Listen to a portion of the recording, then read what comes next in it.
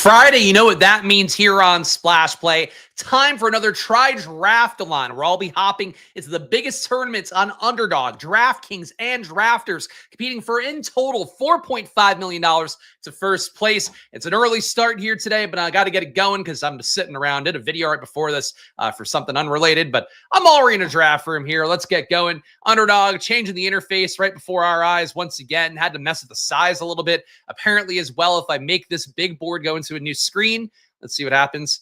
We got a 404 error, so killing it with the development over in the world of Underdog. That said, we're in a 20-second BBM draft. We're going to catch up on all the preseason news, and I'm going to switch back to the screen that actually works correctly right now, and I'll try to open the big board, another tab here. Pick it in pick 5. Nico Collins goes 101 in this room.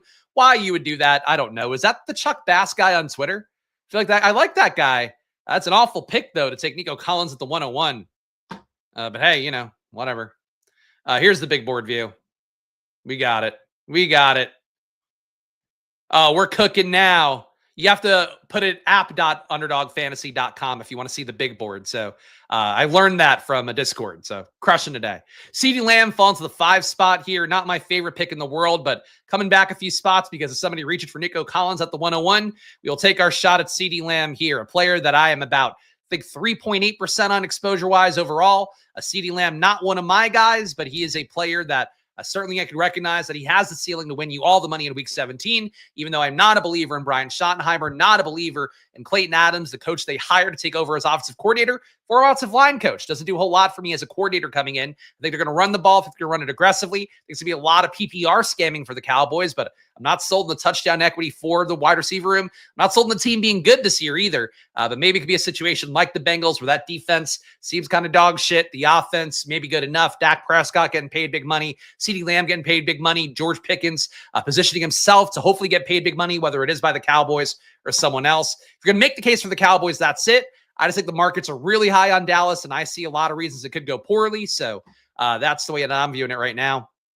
Shout out to the chats. We got our guy Chunk here. Hopefully he'll be joining me in some way, some part of this journey. And I do have to point out for you guys, the presenting sponsor of these Splash Play streams, all best ball summer long, is in fact Drafters. Check them out at drafters.com. Download the Drafters fantasy app. If you're not playing on Drafters right now, it's important to note you probably should, because this weekend, if you do 5 fast drafts, you get a free ticket. You also get free tickets along the way when you put in 10 entries, 25 entries, things like that. So play on Drafters. Use the promo code SPLASH. You download that Drafters fantasy app or go to drafters.com. But check it out right now. Link in the description too if you want to be lazy. If you want to get over there.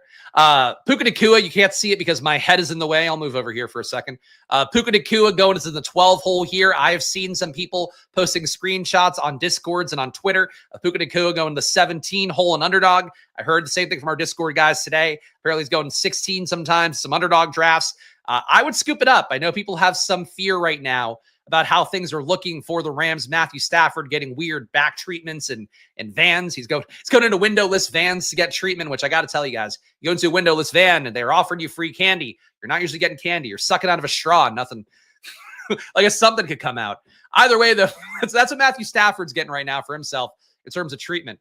Point being, though, is that Stafford, I still think, gets out there. I don't think the team is as concerned as it might seem based on how they've talked about things. At least not as concerned as drafters seem to be right now, where Puka is falling, Adams is falling, Matthew Stafford goes undrafted in some rooms. And I think even if Stafford doesn't play, we saw this Rams team, I've mentioned this on stream before, but saw this exact Rams coaching situation lead to a massive glow up for Baker Mayfield when he was literal scrap heap, couldn't even play for Carolina a couple years ago.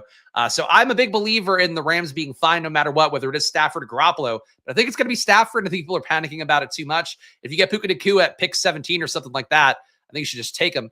On the clock here, though, we have Ladd McConkey coming back. We can make the RB room a little bit better, though Bucky Irving went right before this pick. I'll go Jonathan Taylor here. Feels to me like Ladd McConkey should be suffering a little bit more in ADP, given the fact that Ladd McConkey is now facing target competition for Keenan Allen. Ladd McConkey back in practice now, apparently full health or as close to it as he can be, but still a guy that's been hurt throughout the entire summer too. I think there's part of the reason as well why they maybe paid more for Keenan Allen in a situation where it doesn't seem like the most logical fit necessarily. I was low on Ladd last year. He paid off in a major way. In fact, showed a lot to me. I think now the home stretch last year, including the playoffs. That said, for Ladd McConkey, I just think he should be a little bit lower at this point. He hasn't fallen at all ADP-wise. Let's go back to the other view here. This view is a lot better looking, I think, even though my face is bigger. I think the draft thing is for first-time deposits. Well, not for the 5 entry fee thing. If you do 5 fast drafts this weekend, you get a ticket. That doesn't matter if you're a first-time depositor or not.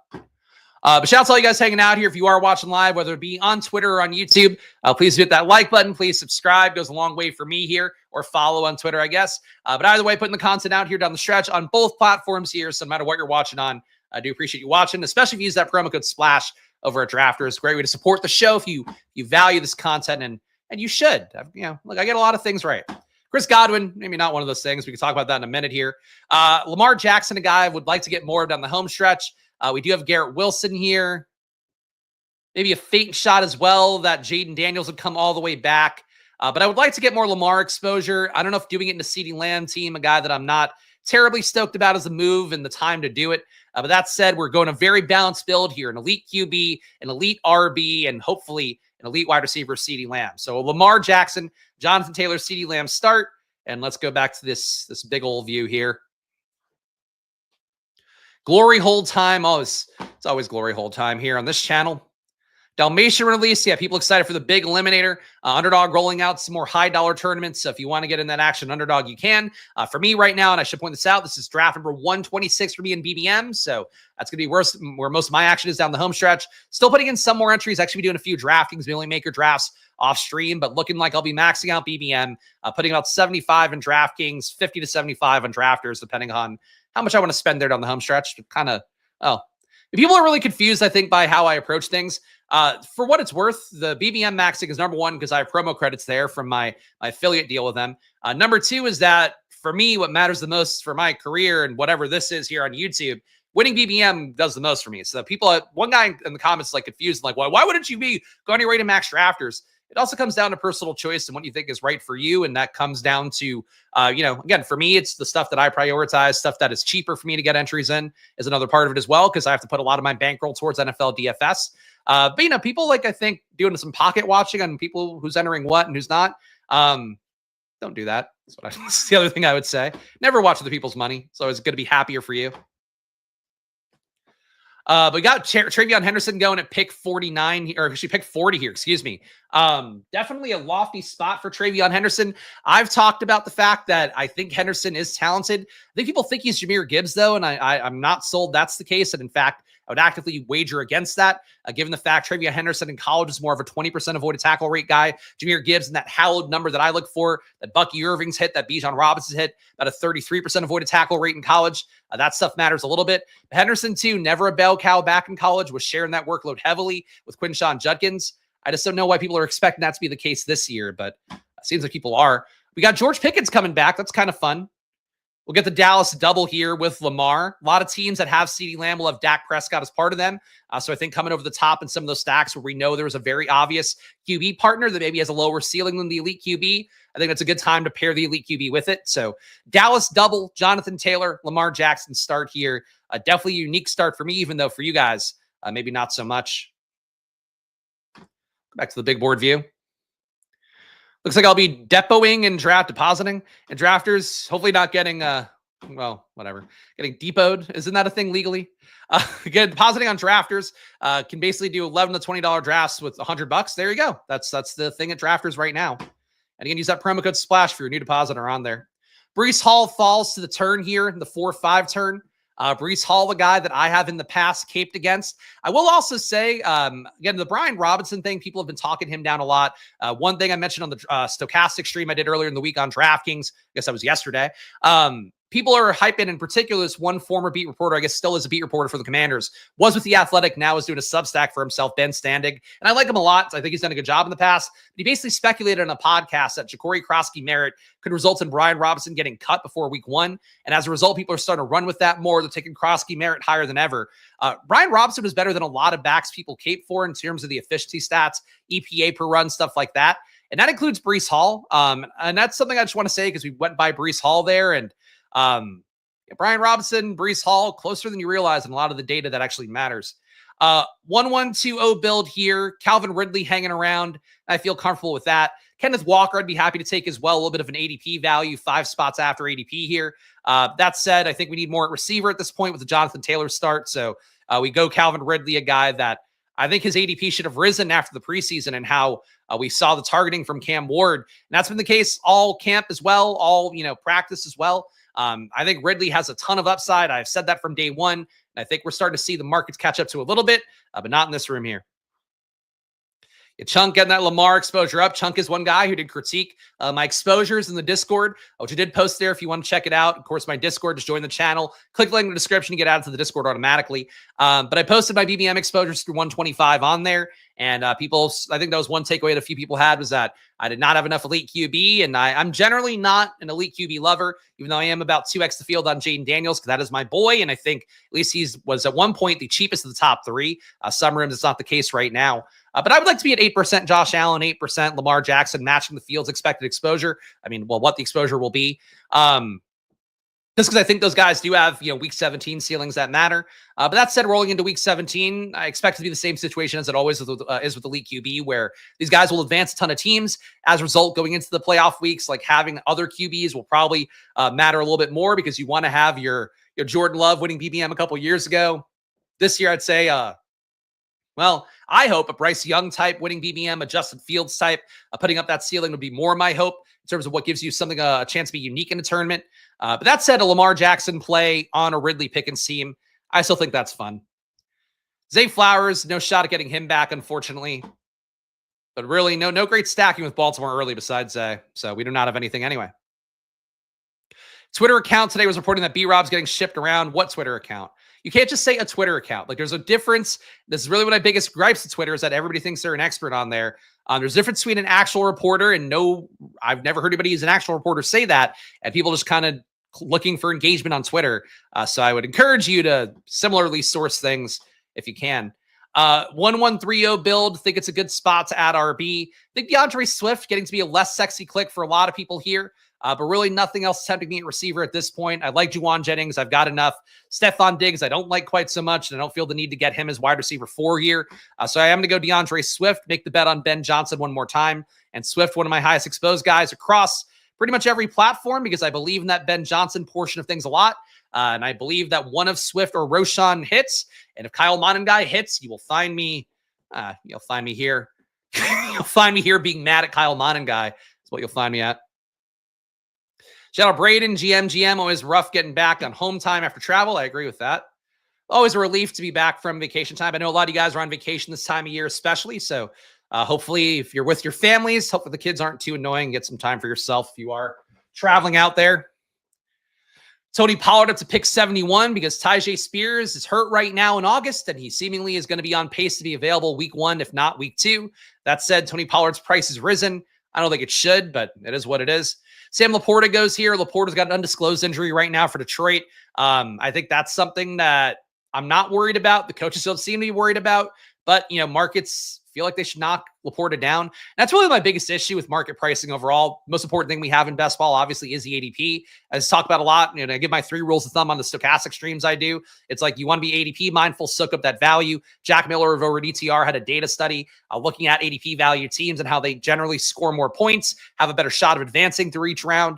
You want to soak up ADP value that matters, but it's always odd to me with market pricing how sometimes certain injuries get priced in so aggressively, certain bad situations get priced in so aggressively, and other ones get completely ignored. And it's like, Laporta's not practicing. We penalize other guys for that.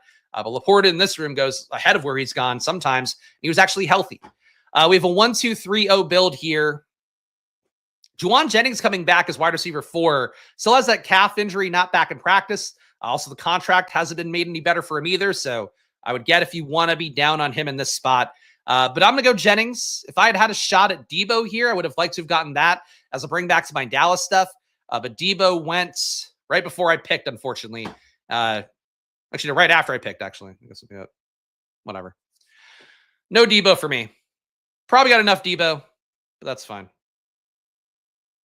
Team so far. Got the Lamar, elite QB. At RB, Jonathan Taylor, DeAndre Swift. Wide receiver, CeeDee Lamb, George Pickens, Calvin Ridley, Juwan Jennings. Nothing at tight end so far, but obviously going to have some very obvious tight end candidates to take in a little bit here.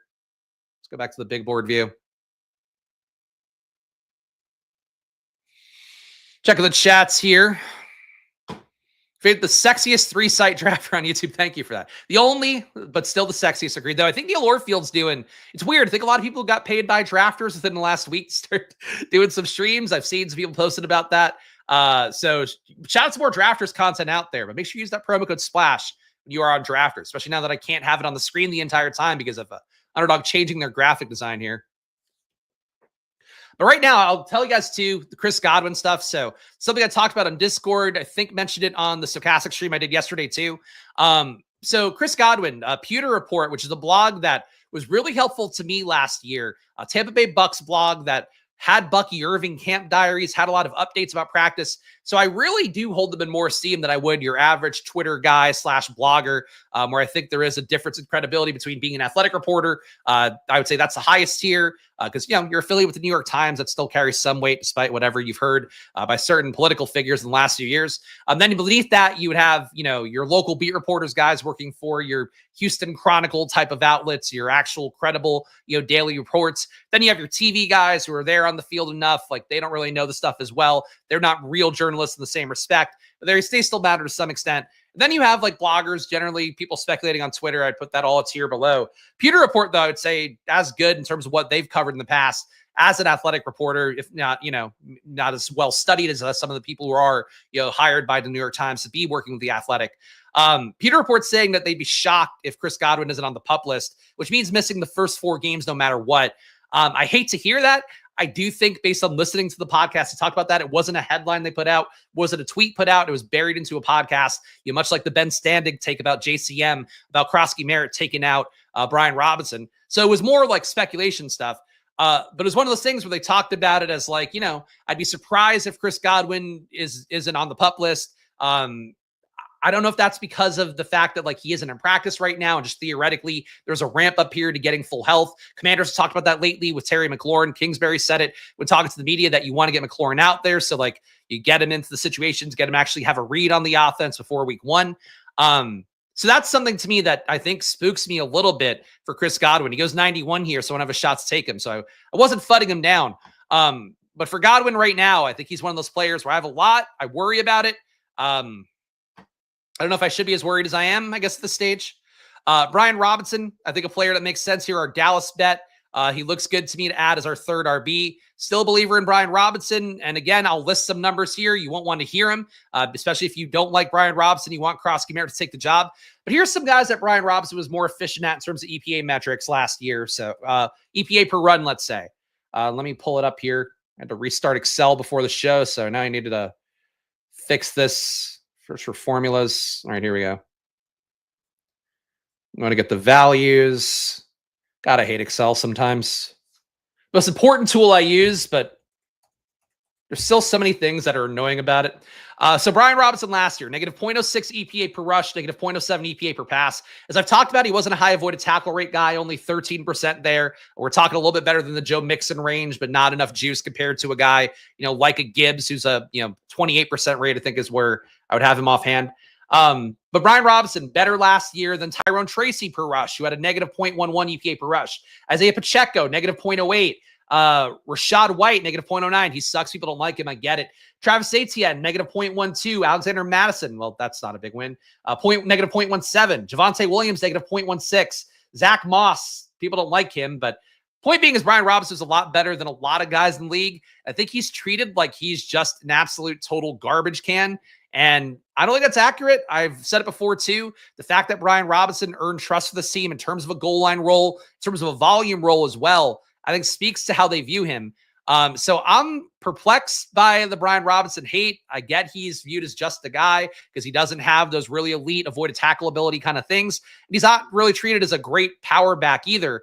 But I think he's better than people give him credit for. And it bothers me. It bothers me that people are throwing him out with the bathwater. Maybe it's a benefit if I keep getting Brian Robinson cheaper, I guess. I'm going to go Dak Prescott here. Could try to push him a little bit more. But that said, we have this Dallas double. People love to take Dak Prescott more than I do. So I want to get him out of the way right now. I think we'll get a good wide receiver 5 on the way back. That makes sense for the team. So right now, 2 QBs, different buys. And I think we're probably going to stick with 2 if we can, with Lamar Jackson and Dak Prescott. At RB, Jonathan Taylor, DeAndre Swift, Brian Robinson. Swift and Robinson, I think players who have a lot of critiques right now, people on social media and content creators, but they are two of the biggest parts of my portfolio. This in particular, DeAndre Swift. So I'm a believer. Wide receiver, we have Ceedee Lamar, George Pickens, Calvin Ridley, Juwan Jennings. Jennings, a little bit of an ADP discount here because he hasn't been in practice for like a month at this point. So that's not great for Juwan Jennings, but still a player who performed incredibly well last year for the Niners. And I continue to believe that he is a player that's valuable. Justin Fields falls in this room to pick 106. I think Fields should be going top 100 easily, but that's me. Chunk, our resident Cowboys fan, fun team. Of course you think it's a fun team. A hedge team against a lot of things, I believe, though, with the bets on Dallas, but still players I like around it. I'd say that's something, too. I think Pat Kerrane wrote up last year for Legendary Upside. The concept of when people hedge teams, you don't want to always hedge every single player. You still want to mix it with players that you like. So on this team, I like Jennings. I like Lamar, obviously, who wouldn't. I like Swift. I like Brian Robinson. Jonathan Taylor, I'm okay with. I'd rather have Bucky Irving over him, but I think he's a good enough bell cow back for the kind of builds I want to do where we want to get some early RB capital in to give us a shot at winning and what this current ADP landscape looks like. So I'm happy with this Dallas team relative to a Dallas team. Oh, they're all literally your favorite players. Okay. Well, glad to hear that. Thought to be in good company, at least in one respect. We got a pick coming up here. Tucker Kraft at 114. Banged up in a lot of camp, but he's back out there now. And we got Rashad Bateman all the way back. Really big ADP fall on Bo Nix. If I didn't have Lamar here, I would just scoop Bo Nix and deal with the consequences.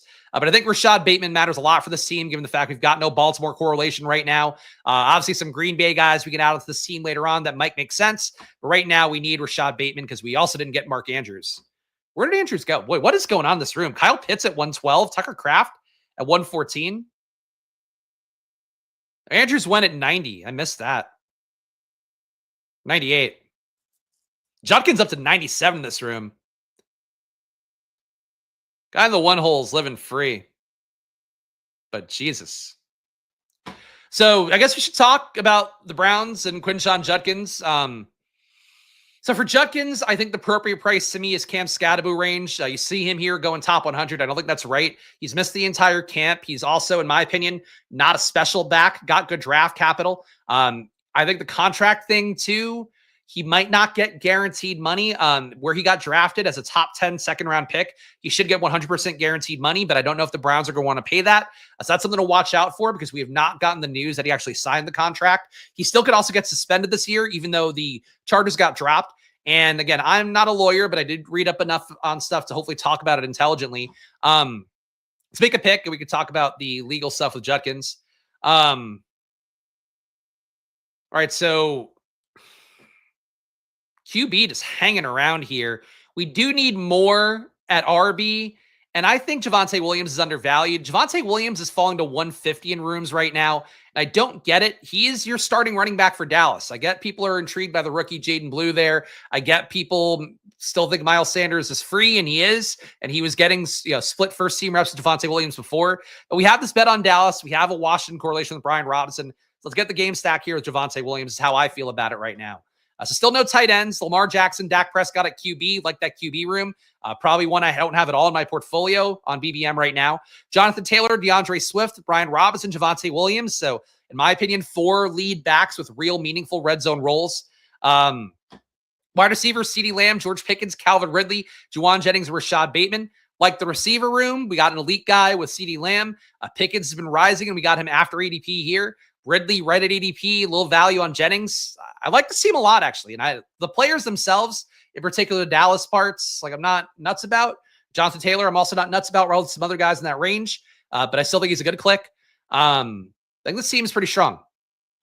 So to wrap up the point with Judkins, so basically, and it was my thought initially that he had settled with the girl, but what happened based on the Florida legal report or what they put out, I think in a press conference, so I saw the quotes, I didn't see any video of it.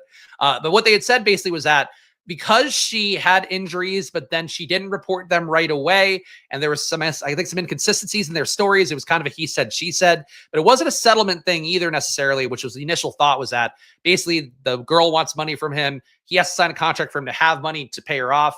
That doesn't seem to be the case. It seems like they just dropped the charges because there wasn't a credible enough thing there. But there were still photos. There's still things that could get leaked to the media. And then Goodell would absolutely suspend him, even though there is an illegal part that goes with it. So I don't think you're totally safe on Judkins, which is why I wouldn't take him top 100. But if he goes behind a lot of the credible starting running backs, like if he goes to me, in particular, if he went like around Tootin, great. But if he goes around Scattaboo, I think that's a fair price tag for him. This room, though, is weird. Bray Davis went top 110. I don't know what's going on here. That's how I would price Judkins. Like, I don't think you're out of the woods entirely. And I think it's odd that they haven't signed him to a contract yet. But, you know, well, we'll see. We got Tyjae Spears here, which I think could help round out this room. I do like Tyjae. That's enough for me.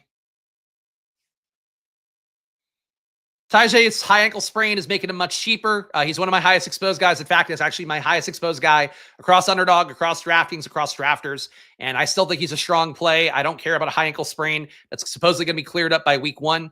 He might have been back before week 1. He could also be back a little bit later. It's just not things I matter about in a 17-week tournament for a guy I think is incredibly talented. So 5th RB down here. Going to need to hit tight end at some point. Want to solidify wide receiver. Still like it how the team is shaping up overall. So Isaiah Bond, another guy I'm not crazy about talent-wise. I also think he, based on what reports were yesterday on Twitter, was that he jumped the gun in his signing. The Browns apparently have not actually signed him, even though he announced he was signing with the Browns. It's one of those things, too, where I think it's a bad look for them to be totally candid, to sign another guy coming off a domestic violence charge. The Browns are the Browns, though. They paid guaranteed money to Sean Watson. I get it, who they are as an organization. I don't think there's a guarantee he gets there. It's kind of a crowded room too at receiver where you have guys they like who aren't very good, like Jamari Thrash. You have Judy there still. You have Tillman, who they do like. You have Deontay Johnson, who's apparently come on a little bit more at camp. You have strong tight end play. And Bond himself is an even worse target hunter than Matthew Golden in college. They were not, neither was a great target hunter at Texas, but like Bond wasn't special. So that's how I feel about that. Dalton Kincaid comes back here. I like that. And I'm going to do that here. About a 20 pick ADP discount on Dalton Kincaid for no particular reason, that unless he got hurt before I did the stream. Like Kincaid in this spot. And one of those things, I don't know, makes the most game theory sense where I have Lamar. I now have Josh Allen's tight end. Maybe on some level, if like Kincaid has a good day in week 17 and Lamar outscores Josh Allen, we're doing something there. But that's me probably just straining to find a reason to say this team is really good. But I like the value on Kincaid, getting him a pick 150. Especially in a room where Kyle Pitts went pick 115 or whatever, pick 112. I think we're cool getting Dalton Kincaid. Sure, guys. Jack joining in. Appreciate all you guys watching live or after the fact. And again, if you're watching live, please hit that like button. Please subscribe. It goes a long way for me here. Just one guy showing you my gambling across best ball, really across the NFL. On my Splash Play Bets channel, soon the NBA again as well. Be coming up with that content when the season starts, not for best ball, I don't think. But either way, check out what I'm doing here. Hit the like button, subscribe, and show some love if you can. A lot of algorithms to fight off, a lot of content to fight off as well. Competitive time in the stream world right now. Lots of great streams out there, but I appreciate you guys watching this one. You guys know my deal. Very grateful to those who watch and those who don't annoy me. People who annoy you. trying to avoid them. Join the Discord, guys, especially if you're a member on the channel already and you're not in the Discord, do it. $5 to join. I drop all my news things in there. If I see anything interesting in an athletic article, on a Twitter thing, if there's breaking news, I give my take on it, and you can do whatever you want with it from there. But I've really enjoyed having the Discord, and I think hopefully it's adding value to the regulars who are in there. But join the channel, join the Discord. You know the deal. Don't finish. I didn't finish the joke. I never say, I've never said that word in my life. So I wouldn't do it here for a bit. But people who know the South Park, people who annoy you joke, they get it. Xavier Leggett goes in this room at pick 160. So one thing that I posted actually on the Discord was a screenshot from The Athletic talking about the Panthers and whatever their practice was. It wasn't even really that big of a piece. But basically in the practice that the Panthers had with, I think the Cardinals were who they were scrimmaging against in practice. Jalen Coker missed the practice. And as a result, there were a ton of targets going Leggett's way more than usual. That's sort of the push-pull relationship I expect from those guys. Is that if Coker plays well this year, it's probably because Leggett bombed. But let me make my pick here. Isaiah Likely can fall further, but I think we want to get some more Baltimore correlation at this point. I really thought we would get a shot at Dobbs coming back. We didn't get that either. But we got Isaiah Likely here, another week 7 bye. This was going to be a 3 tight end build for me no matter what, with Kincaid as tight end 1. So I'm cool with that. The point being for Coker and Leggett, basically because Coker had like 100-degree fever and was in the hotel the entire thing, Leggett had one of his best practices, was targeted a ton. That's sort of the way I would view that for those guys. In fact, I would have a hard time taking Coker and Leggett together. If Adam Thielen is like hurt, I think that's when Coker could maybe step into that role. But for right now, like Thielen is locked to the slot role. So he's also going too cheaply. Here he goes at pick 167. I've seen him go in the 18th round in rooms lately. Thielen's too cheap because I think people thought Coker is going to pass him. In reality, it's first round draft capital with Leggett from the same regime, same front office, same coach picked him last year versus the UDFA and Coker, who's like, that's less draft capital. He might be better than Leggett. We don't know that yet. But it's really those two guys competing for one spot unless Thielen gets hurt. And then I think they put Coker in the slot, keep Leggett out there. But for the Carolina receivers, I think there is sort of a way to handle that. And hopefully that gives you some clarity, at least in how I view it. A 2-5-5-2 build here. I think we need a receiver the most at this stage. And I'm going to go Wan'Dale Robinson. I feel like camp reports for Wan'Dale have been impressive. The toe injury for Malik Neighbors, not something that's stopping me from drafting him because of what his upside is. That said, the toe injury for Malik Neighbors, something I think should give you a little bit of a boost for Wan'Dale as a guy who probably steps into a massive role if Malik Neighbors is gone, because he's probably going to be like a 35% target per out run rate guy this year, given the fact that he was at 32% last year. He might even be in that Puka Nacua range where you're talking about him getting targeted like 40% of the time he's running a route. That's where I think Neighbors is going to be. But if Neighbors' toe keeps lingering and if he keeps getting knocked out and he misses some practices in the season or that injury gets worse, Wan'Dale Robinson's probably one of your better contingent value wide receiver plays. So him to pick 170 and change here, I'm happy to do it. Let me give my team a read, even though you can see the draft board. So I have Lamar Jackson, Dak Prescott at RB, Jonathan Taylor, DeAndre Swift, Brian Robinson Jr., Javonte Williams, and Tyjae Spears. Spears, again, happy to buy the dip at this point. And frankly, I should dollar cost him now with how much I have them. At receiver, CeeDee Lamb, George Pickens, Calvin Ridley, Juwan Jennings. So 4 guys in the top 77 picks. Rashad Bateman, Wan'Dale Robinson. And at tight end, I have Dalton Kincaid and Isaiah Likely. I think a nicely balanced team. A lot of guys I like. Stacks to leverage against my own brain with Dallas. Cool with it. I think my 4% exposure and $19 of Isaiah Bond in pre-draft is enough for me. I think that's fair. Yeah, I don't think he's a guy that steps in and you expect him to produce year one.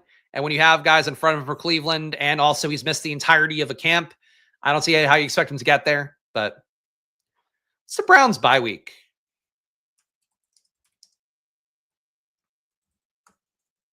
Looking at a different tab here. I could just look at the thing, I guess. Buys week 10. I mean, if you were to stump for Bond, the hope would be that he has that post-rookie buy bump then in week 11 or something. I'd say the same thing for Judkins too, to be honest, given the fact that like you got a shot at getting a suspension. You have also the fact that he missed all of camp and guys like Samson were there earning up their way to the first team. Guys like Jerome Ford are there who they do trust, even though it seems like Samson might have passed them up so far based on reports. I think for Judkins, like if you're getting Judkins, I'd expect production to maybe come around week 11. I wouldn't expect him to be an early season guy who produces. But follow your hearts. It's your money. Lamar, Dak. I've been taking more Jatavian lately in these 3 receiver builds, but I'll take a share of DeAndre Hopkins. Not a player I click very often. I do think he has some touchdown equity at wide receiver, given the fact that he really wasn't good for the Chiefs last year, but they did feed him red zone targets right away. Same thing everywhere he's always been. His contestant catchability is always going to be a thing. I think Lamar will reward him in the way that he did a Nelson Aguilar for that at the very least. But that was my bet since the beginning of the year, is that DeAndre Hopkins is basically fancy Nelson Aguilar. I'm okay with that at this point as my wide receiver 7. So let's go back to the big board view. Anybody else here? Jalen Noel on DraftKings. I have seen go into 20th round in every DraftKings draft I've done lately. Not sure why he's still getting picked for Houston. Christian Kirk is out there catching touchdowns from Stroud in practice. They also, I believe, had a crossover practice. They were the one who were going against Carolina because there was an article about Bryce Young and CJ Stroud's friendship. Arizona was going against somebody else in inter-squad scrimmages lately. Who was it? That doesn't really matter. This guy's living. It's Chuck Bass in the one hole. Gadsden, round 17. Over Gesicki. Over Arroyo. Over Theo Johnson. Not for me. A 2-5-7-2 build here. Thinking one more RB, one more tight end to close it out. What order which we do that? We'll see. And I think we would get a playable third tight end back no matter what. So my inkling here, we are back on the train. I should switch the tab so you can see me type it in. We are back on the train, and I would like to get to 20% in BBM. Marshawn Lloyd, come on down. Marshawn Lloyd, I said it on the Stochastic stream yesterday, and it's one of the funniest quotes, I think, from the offseason so far. One of the Packers beat reporter guys was like, Marshawn Lloyd forced a missed tackle that had the entire Packers offense on the sideline gasping, and Dontavian Wicks held his mouth open like he had seen a ghost. It's one of my favorite quotes ever. Marshawn Lloyd brings something to this offense that I think we're seeing now again. There's a possibility he would have come back to round 18, but I didn't want to risk it because we have this Baltimore bet. I think Marshawn Lloyd is a meaningful bring back from Green Bay. I am team Marshawn Lloyd. You guys know that. I lost money on him last year when he got the Simpsons softball run out of injuries, but he is still a guy I think is tremendously talented compared to all these guys in round 17 and 18. Like VJ Giddens hit because Jonathan Taylor goes down. Well, fuck me then. But I think Marshawn Lloyd's more talented. We're going down that hill. But taking any Mechie? No Mechie for me. Mechie was more likely to get cut than not. He played well in the one preseason game. I think it's possible he could land somewhere else. But at this point, you're now drafting multiple rookies to bring him in. Obviously, they lost Tank Dell as well, so there's some opening there theoretically. But if Mechie hits this year, I won't have it. Like Christian Kirk is a very similar thing to him, and he's a guy that's being prioritized there in that offense with the first team. I just don't think Mechie actually makes the team. So not it for me. Get your guy time of year. I mean, I've been getting Marshawn Lloyd all year, but now getting him back in, being healthy, and actually getting good camp reports is certainly a positive at this point. Isaac Tesla going here around 18. Think he's still a nice click, even though I feel like I've been taking a little too much of him lately. But him and Torrey Horton, two guys still very happy to take late in a draft if they hold on. Torrey Horton in this room, though, went around 15. So that's, boy, oh boy. Like Torrey Horton a lot in the opportunity he has come up a little bit too much. I did see my old friend Ship My Money has 37% of Marshawn Lloyd on DraftKings. Yeah, look, I love Adam. He's one of my favorite guys in the biz. He knows ball if he's taking Marshawn Lloyd. All right, 2 picks before we go here. Then we'll head over to DraftKings. Pretty long 20-second draft, if I'm being honest here. These guys have really been soaking it up. This guy takes Whittington. I'd still take Tutu Atwell in this $10 million contract over Whittington personally. This guy takes Fannin. Fannon's working with the first team a little bit, but you've got more projectable players than him to take at this point. All right, Juwan Johnson goes. I would consider that because I have a bet on Tennessee here with Tyjae and Calvin Ridley. Getting the New Orleans side of things would be good. But Theo Johnson at this stage is probably my favorite tight end click when I can't get Jatavian Sanders. Elijah Arroyo, I think there are real blockers for him getting on the field, literally in terms of his ability to block. Seems like AJ Barner is probably to take more time there than you want. So I'm cool with this being my third tight end to Theo Johnson. Final team here is a 2-6-7-3. So I don't get to 3 QBs at the elite QB, and I'll stick in Dak Prescott, and I'm cool with that. Lamar Jackson, Dak Prescott. At RB, Jonathan Taylor, DeAndre Swift, Brian Robinson Jr., 2 guys I continue to buy, even though I feel like the markets are kind of fudding them a little bit right now. Javonte Williams goes way too cheap in some rooms. I took him at pick 125 ahead of ADP. That could be a strategic error. Tyjae Spears after ADP. I will dollar cost him down if I have to. And Marshawn Lloyd, my boy back in play, looking good in training camp. Receiver, we got CeeDee Lamb. George Pickens is part of that Dallas stack, which does have some correlation with Washington for week 17. Calvin Ridley, love him at ADP at this stage. I think he should be going in the 40s. Juwan Jennings, still buying him despite the calf injury. Rashad Bateman, wide receiver 5. That works. Wan'Dale Robinson, wide receiver 6. Hopkins, wide receiver 7. Hopkins feels a little thin as the wide receiver 7, if I'm being honest, but at least he's correlated. And Dalton Kincaid, Isaiah Likely, Theo Johnson is a tight end room here. So happy with the team. Could have taken a third QB still, I think, if Cam Ward had fallen the right way, but he didn't, so I didn't, and that's how that looks. Head over to DraftKings next, the next stage in our Try-Draft-A-Lon. It's going to be a 2.5-hour video today if that underdog draft is any shot here. Well, let's go. Draft this team. 30-second clock on DraftKings. 6 spots in this room if you want to draft with me on DraftKings. DraftKings as well, I think their best ball week is coming out next week, so keep an eye peeled for that. But either way, we'll get a team in now, and hopefully it'll fill fast. Nice team. Thank you, Huck. I appreciate that. Fun team. I agree. Look, I really think my portfolio, out of all the years I've done best ball, and obviously, look, you're going to be biased to shit you're doing yourself. But I really feel like my portfolio this year is built the best I've ever built to have good advance rate, to have a shot to also still have a good team in week 17, take enough of what I know about building good receiver rooms and all that. So I'm feeling good about it. No draft stalker in this room. Look, things are heating up for Spags here. And the 4th spot here. So we'll see what we get at pick 4.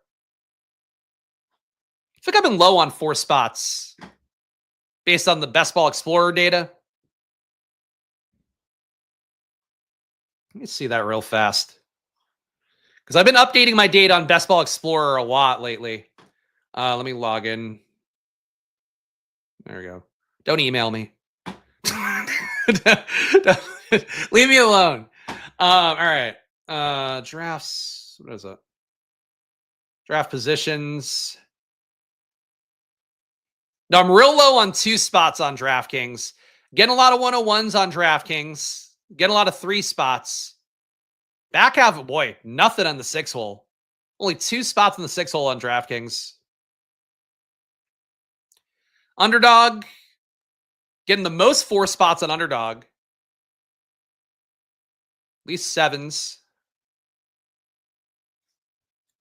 Drafters, I've only gotten 1 2 spot, 1 12 spot. That doesn't feel right. Whatever. It's how my stuff's looking in Best Ball Explorer, just for fun. Who cares? You are allowed to harass me on Discord. You harass me on Discord as much as you want. I am. Not that anybody does. Discord's a very pleasant place for me, which is one of those things when, you're not that successful and you have a Discord, it's like a really reasonable amount of people to engage with, enjoy their company. When you get to like a 4,000 person Discord, it's like, not to list Pete's number, but when you get like a Discord that big, a lot of people you don't know, maybe you don't even like. So the drafters from this weekend, yeah, if you are putting in 5 drafts on drafters, you get a bonus fast draft for free there. So do check our bonus draft for free. So check it out on drafters. Again, you guys know the deal here. The entire Try-Draft-A-Lon is presented by Drafters. Use that promo code SPLASH at drafters.com. Download the Drafters Daily Fantasy app. You guys know the deal on there, but use that promo code SPLASH when you sign up for a $100 deposit match. It's actually better than the deals they list for regular signups. So check it out. And shout out to you guys who have deposited lately on Drafters as well, using the promo code, because whenever I see a sign up, my heart grows 3 sizes like the Grinch. It's actually just probably all the clogged arteries I've got from a lifestyle of bad choices. It could also be using the Drafters promo code. If you want to see my heart explode, use the Drafters promo code. If you don't want to see my heart explode, also use the Drafters promo code, because that's the only way I can afford medical treatment, is if you guys sign up. Underdog Googles what a promo is. Yeah, I feel like there was a lot of talk about, there's going to be a ton of Underdog promos this summer, and meanwhile, nope, fucking not a one. But they're filling their tournaments now, so shout Underdog for that. Drafters is going to have overlay. That's again, which benefits you as a consumer quite a bit. Pick 4 coming up here. CeeDee Lamb again. I can't do CeeDee Lamb again. One draft of CeeDee Lamb's enough for me, though. On a PPR site, he does hit pretty well. But let's have some fun. Let's take Jahmyr Gibbs. Boy, what a world, man, where I'm just like, let's have some fun. Let's take the running back. That shows you how little I think of CeeDee Lamb. CeeDee Lamb, the least efficient superstar receiver in football last year. I will continue to say that. You'll go, we didn't have Dak Prescott. I get it, but still off the cliff last year is what CeeDee Lamb was. Ton of targets. CeeDee Lamb right in that very valuable 30% target per out run rate on the nose. But a 0.09 EPA per target, it's pretty bad. It's pretty bad for a star player. Hey, Pickens last year had to be better than that. Yeah, Pickens technically twice as efficient with a 0.17 EPA per target. CeeDee at 0.09. I mean, just out of curiosity, Justin Jefferson last year, 0.34 EPA per target. Jamar Chase last year. Where are you at, Jamar Chase? 0.34 EPA per target.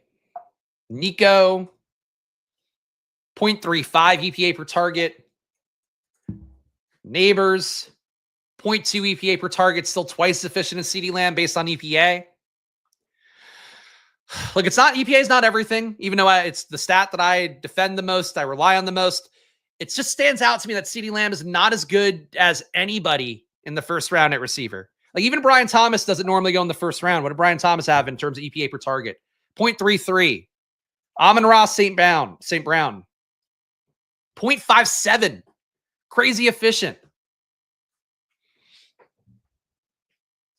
If you take CeeDee Lamb a lot this year, you better fucking love Ryan Schottenheimer and his offensive line coach, offensive coordinator. What's the site I can look and see percentage of player pairings on DraftKings? It hasn't been updated in a while because DraftKings never released more data, but it's fantasy.vip. Let me pull up the link. Yeah, we talked about this on stream. I think I mentioned it on stream yesterday on Stochastic. DraftKings ever put out more data unless nobody ever talked about it. But actually, I searched the DK Network site to see if they had put out another article about it, and I don't think they did. So it's pretty much only that one dump of data from July or from the end of June. So I wouldn't hold that in tremendous esteem at this point. I would use the takeaways, though, that it's like, Jefferson and McCarthy is owned 40% of the time. Dak and CeeDee Lamb is owned 40% of the time. Those principles probably matter. The fact that opposite sides of the board ownership is not as one-to-one, I would take that away. But you got to keep in mind it's now a month and a half behind on data, so like don't use it as one-to-one for unique combos or anything like that. Just my personal recommendation. We got Gibbs. Man. Chase Brown has come up a lot on DraftKings. Okay, so Bucky Irving goes. I was ready to strap in and do another Gibbs Bucky build. I liked having the two high avoided tackle rate guys that I think I can see being two of your best stories at running back this year. But Chase Brown after ADP, I hate that on DraftKings for a long portion of the draft process, probably like the first 50% of drafts. Chase Brown is reliably going like here, 28th pick, 29th pick in enough rooms.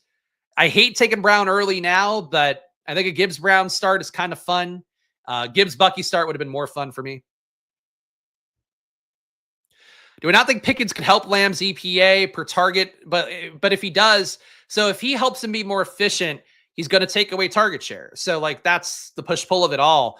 Unless you think Dallas is going to be one of the best offenses in football, and like just based upon who they've hired, I find it hard to believe. If Dallas had hired Ben Johnson, we had the same situation right now that they traded for Pickens and all that, I would go, well, shit, this offense is going to explode. And I think no matter who's at RB, they're going to find production. With the guys they hired, I don't feel that confidence level. But if you want to make the case for CeeDee Lamb, there's a case to be made. It's just that you're hoping Dallas becomes Bengals West, even though they're roughly in the same plane, I think, in terms of where those places are situated. But, close enough. Like, that's what I think you're hoping for Dallas. And I'm not sure it's as guaranteed as the ADPs make it seem like. But we're coming up here on the board. Not a great pocket to go with the first receiver here, because I hate Tyreek Hill. Garrett Wilson, I like more. Lamar goes, so I can't increase my Lamar DraftKings exposure. Could go with Josh Allen here. Could also take the third RB and go Omarion Hampton and just be a hyper-fragile RB team.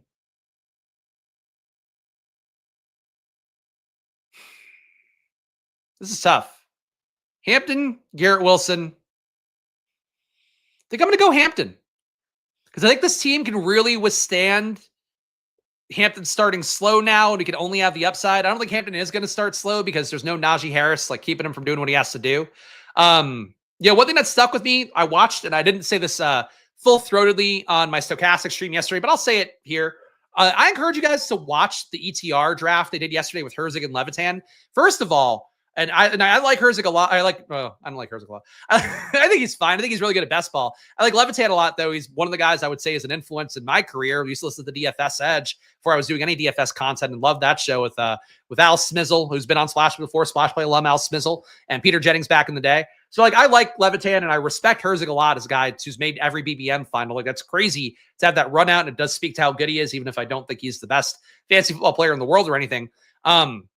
The team, number one, so watch the stream. The team they built was awful. It was in the 5-5-5, so maybe give us some grace on it.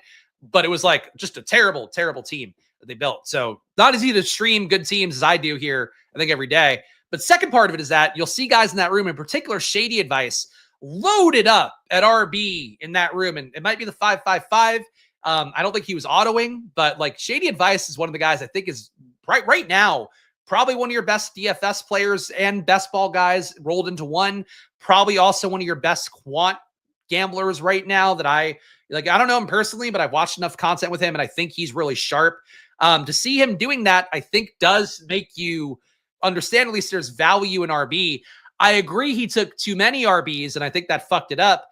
And I'm sure it's weird sim data he had that was making him do it. But I think it does speak to the fact that it's just about taking the best players ADP-wise that are coming up when you're there. So look, I'll play the GIF. I'm an RB piggy in this room. I deserve whatever slings and arrows you want to give me for it.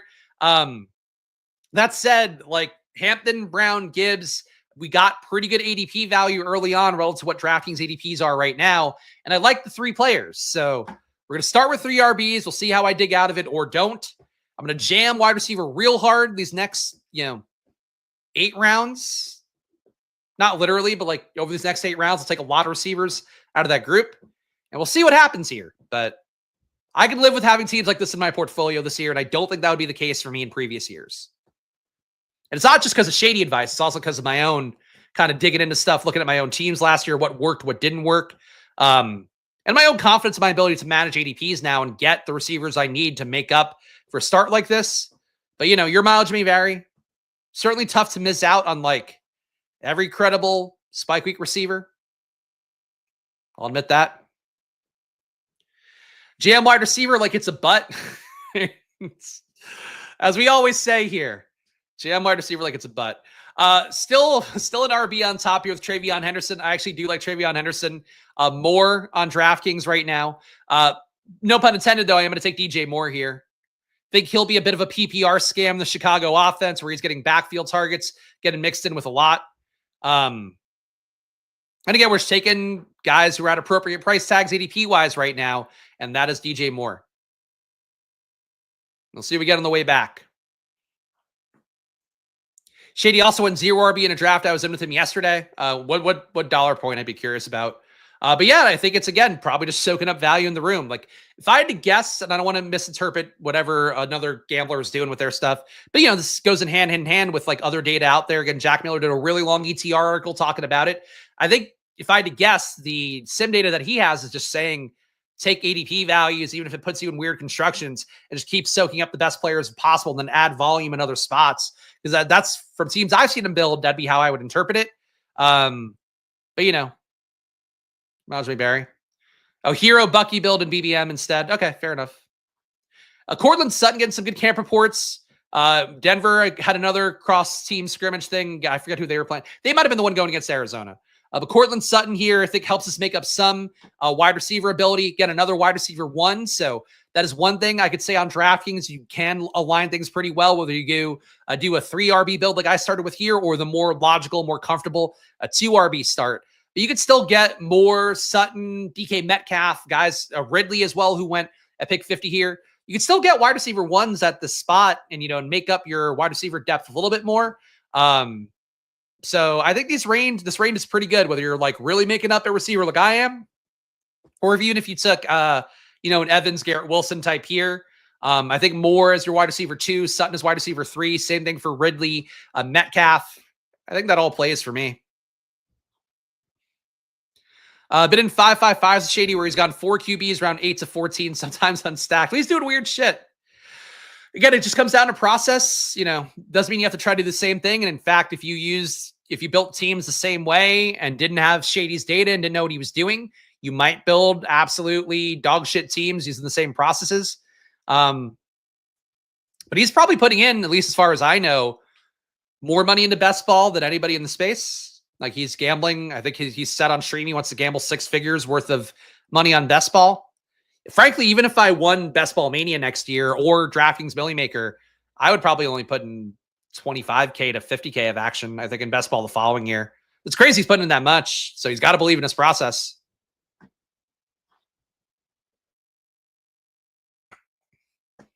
There are also some data guys like, who I think people follow pretty closely who maybe haven't as great of a process. Like Hilo, just to be candid, was one of those guys last year from 1 week season. He's a guy I think you've seen on a lot of streams being the resident smart guy. And he got fucking smoked in best ball and was like probably the most overconfident guy, I feel like, based on the tweeting and stuff like that. Doesn't mean those guys always hit, but I would put Shady in a higher tier. No disrespect to Hilo. I don't know him, but whatever. We can be real about shit here, right? I hope. Doesn't mean I'm feuding with anybody, hopefully. Generally think this is the year where I have thought that a majority of these streamers are most misguided. That's tough but fair. I could see that. I think I've come more to the middle ground of everything. Like, I mean, I'll tell you guys, I don't want to spoil it, but like I did, the video I did before the show was Pete's Truth Serum video, and hopefully he doesn't cut me from it because, I you get in trouble for Underdog, I guess. I don't fucking know. But point being, like, did my video for that. My Truth Serum take for the year is that I think, and it's been one, if you watch me on stream, just think rookies are overvalued. I think a lot of people are going to get killed by having the rookies the way they deploy them in teams this year. Not enough projection on teams. Strongly believe that. So we'll see how that works out. But I think a lot of the streamers that I watch, I've been shocked at how much they just blindly take any rookie. We need to make up some projection on a PPR site, and I do think Jacoby Myers allows us to do that. I also like Sam Laporta here, but with the Q tag, I think it's possible he comes all the way back if I do want to take him. And if he doesn't come all the way back, I don't think it's any big loss here. But we need that receiver more so because we started late, and as I mentioned, if I'm going to take 3 RBs in a row, I got to throw some capital at receiver after that. So Jacoby Myers, my 3rd receiver off the board with DJ Moore and Cortland Sutton. I do not need to take Truth Serum to agree with that, says Dave. I think that's fair. I mean, I don't really either, but like, look, I love the rookies last year. Like, you guys saw me on stream, like, tout. I mean, the big 3 that I mentioned, Jaden Daniels endlessly, Bucky Irving endlessly, Marshawn Lloyd, unfortunately, endlessly, but took a ton of Brock Bowers, took a lot of Brian Thomas pre-draft, was with the field post-draft, I think, maybe a little bit above, a little bit below. Lad McConkey, I wasn't on as much, but whatever, can't get them all. I love the rookies last year, and I really strongly believe that they would be able to step into roles. And I remember, on stream a couple years ago, like talking about the rookie tight ends and being like guys like Laporta, guys in that class, Michael Mayer, I like that didn't hit, but I thought rookie tight ends would pay off as well. I'm the guy who's been really into rookies more than most. So like, it's crazy to me to be the one that's now like, did we learn nothing from last year when Harrison was going at the 1-2 turn and like he just didn't pay off and he wasn't bad. He scored almost 10 touchdowns last year. Like he wasn't egregiously bad. But he wasn't good enough because it's a year 1 guy. And I think people just didn't learn. They're getting even slappier, to use the Pete Overs at Universe phrasing for that. We're on the clock here, though. I am not crazy about this player I'm going to take, but I do agree with people that are taking him higher right now. And again, the Packers beat reporters have been pretty in favor of him. Matthew Golden, wide receiver 4 here. We have Sutton, we have Moore, we have Myers. We have the ability to cover for him a little bit. And I think because we started receiver late, I want to take a big upside swing, and Matthew Golden is that. So, and I prefer it to taking Dak Prescott at pick 77. So I'll take Matthew Golden here as wide receiver 4. I'll give the team a read here. We got Jahmyr Gibbs, Chase Brown. So really good start, I think, in terms of guys. I like it, RB. Getting Chase Brown as an ADP value in this room was also part of the logic there. DJ Moore, Cortland Sutton, Jacoby Myers. Omarion Hampton was the 3rd RB we took in the first 3 rounds. And Matthew Golden, wide receiver 4. Again, I'm not the biggest Golden guy because I just don't think he's a great target earner. And I don't know how you go from being a 20% target per out run guy to like a 25 to 30% guy in the pros. It doesn't happen very often. And in fact, offhand, I can't think of one. I guess Lad McConkey going from like 21% to 25, though is a little bit of a weird thing because of it being Georgia. He'd be the best example of it. But that said, Golden can spike enough. As wide receiver 4, we can do it. Gamblestein, shout out to Gamblestein, my guy. Know somebody who has almost 50% Golden and 141 BBM. Is that you? I presume that's you. It's a lot of Golden. The price tag is cheap for a guy who got the draft capital he did. I get it. I just wish he were better in college.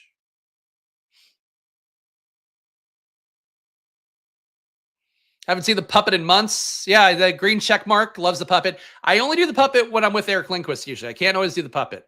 And I don't think there's a lot of porting over necessarily people who want to see me do puppet action and people watch my best ball streams. But if you want to know the logic for it, puppet's right here though. Hey, I do the voice. Here he's just I'm gonna move his mouth. I'm not gonna actually say anything. But he's here. Can't always do the same bits. If I thought people would watch a channel where the puppet did content every day, trust me, I'd be doing it at this point, but fortunately not the case. In the field forgot that actual fantasy points in a week count, not potential points. Yeah, I agree. The things of the rookies are low sometimes. Also true. I think people got spoiled by having like really great players last year. Like I think Jaden was, in my opinion, he's the best QB prospect I've seen come through. And I said that last year. I said he was a combo based on the most recent stuff of AR and Jaden Daniels. Like that hasn't changed for me. I think he was great. Brock Bowers, similar thing as well. Even though I think in some ways Tyler Warren looks kind of similar. I don't think the runouts get the same for him. In a team where a lot of guys do similar things in that receiving core. Guys like Downs, Pittman, all going to be in kind of that same area that Tyler Warren had the most success. I just think you got a lot of like not run, even for Bucky, who you guys know if you watch the streams, is one of my earliest heels dug in pre-big board takes. I felt like I was crazy given the fact nobody else liked him across the industry. But he had a really good run out of situation plus his own talent. I don't think it's the case for a lot of rookies this year, but we'll see. 0340 build right now. I think we've made it up pretty well at receiver, so I don't mind doing this deviation for Bo Nix. Like Bo Nix a good amount still. And I think too at DraftKings where QBs get a little bit too frenzied, and I often feel like I'm scrambling then to grab 3 QBs that don't even correlate sometimes. I want to get Bo Nix out of the way early on. So we'll keep digging out at receiver, but for right now, Bo Nix, I think a helpful pick to take, given that I feel like my top 4 at receiver made up some ground. Back to this view here. Mr. Shadow Dog saying, I like you and Liam because you guys don't echo chamber the same stuff as everyone else and give real opinions. I appreciate that. And look, I think it's hard to do that sometimes. I don't even enjoy doing it the way that Liam does, where I think Liam is like probably too overconfident in his takes. But look, if you do your work and you research and you've been doing this for multiple years, and and I haven't had the success of Liam in terms of winning a BBM, I'd love to, but I hope it happens this year. I don't know if it'll happen in my lifetime. But I have done the work. I went to work at Football Outsiders to learn more about football so I could be even better at this. And I think I accomplished that. Took up whatever I could from that. You don't have to follow, you don't have to be one of the sheep. I think if you actually can do that work and feel confident enough in the work you do. I don't think a lot of people feel confident enough in it, or they're confident in the wrong things. But I do not say that single anybody out either. A lot of the streamers that you might be talking about, I probably like. They probably think are smart in their own ways. All right, so we have the 1340 build right now. Ingram would make sense for this team. I do want to get more Tyler Warren as well. 5th receiver at this point. I don't feel like I'm missing out on a ton. I'm going to go Ingram for the correlation here. I think I like Tyler Warren more. But Ingram at this point, decent tight end. I feel like we've caught up enough at receiver at this point. We'll have some guys that make sense on the way back, I think. So that's how we're going to build right now. But the team right now, 1-3-4-1 build. Bo Nix, Jahmyr Gibbs, Chase Brown at receiver, DJ Moore, Cortland Sutton, Jacoby Myers. A little bit thinner at receiver than we would like, but I think these are all credible guys in full point PPR.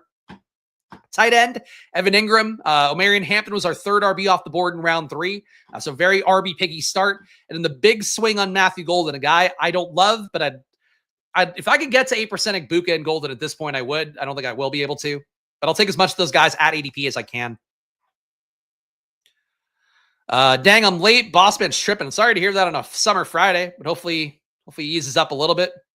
And you and Liam are very different people / approaches, but agree you two are the best shows. So thank you. I appreciate that. Look, viewership wise, I don't think it's the case, but I do it for you guys that watch the streams in the regular, and I appreciate hearing that support from you guys. A strong believer, one thing that frankly, even with my startup, probably I didn't do enough of, that a lot of people who create startups believe is that your first 100 people, your first whatever 500 customers, you want to almost be bespoke in terms of the quality you give them, where it's not just churning and burning. You want to really try to make those people as happy as possible. That's how I feel about content, is like, not to always be preaching to the choir, but I want you guys who actually watch the shows to like me more than I do random passersby on Twitter who I think are functionally retarded. I don't use that word very often, but like, that is how I feel about things. No respect to our Twitter viewers. Like, shout out to you guys watching on Twitter. But the guys who don't watch the content and pick up something from somebody and think I'm not good at this, they can fuck off.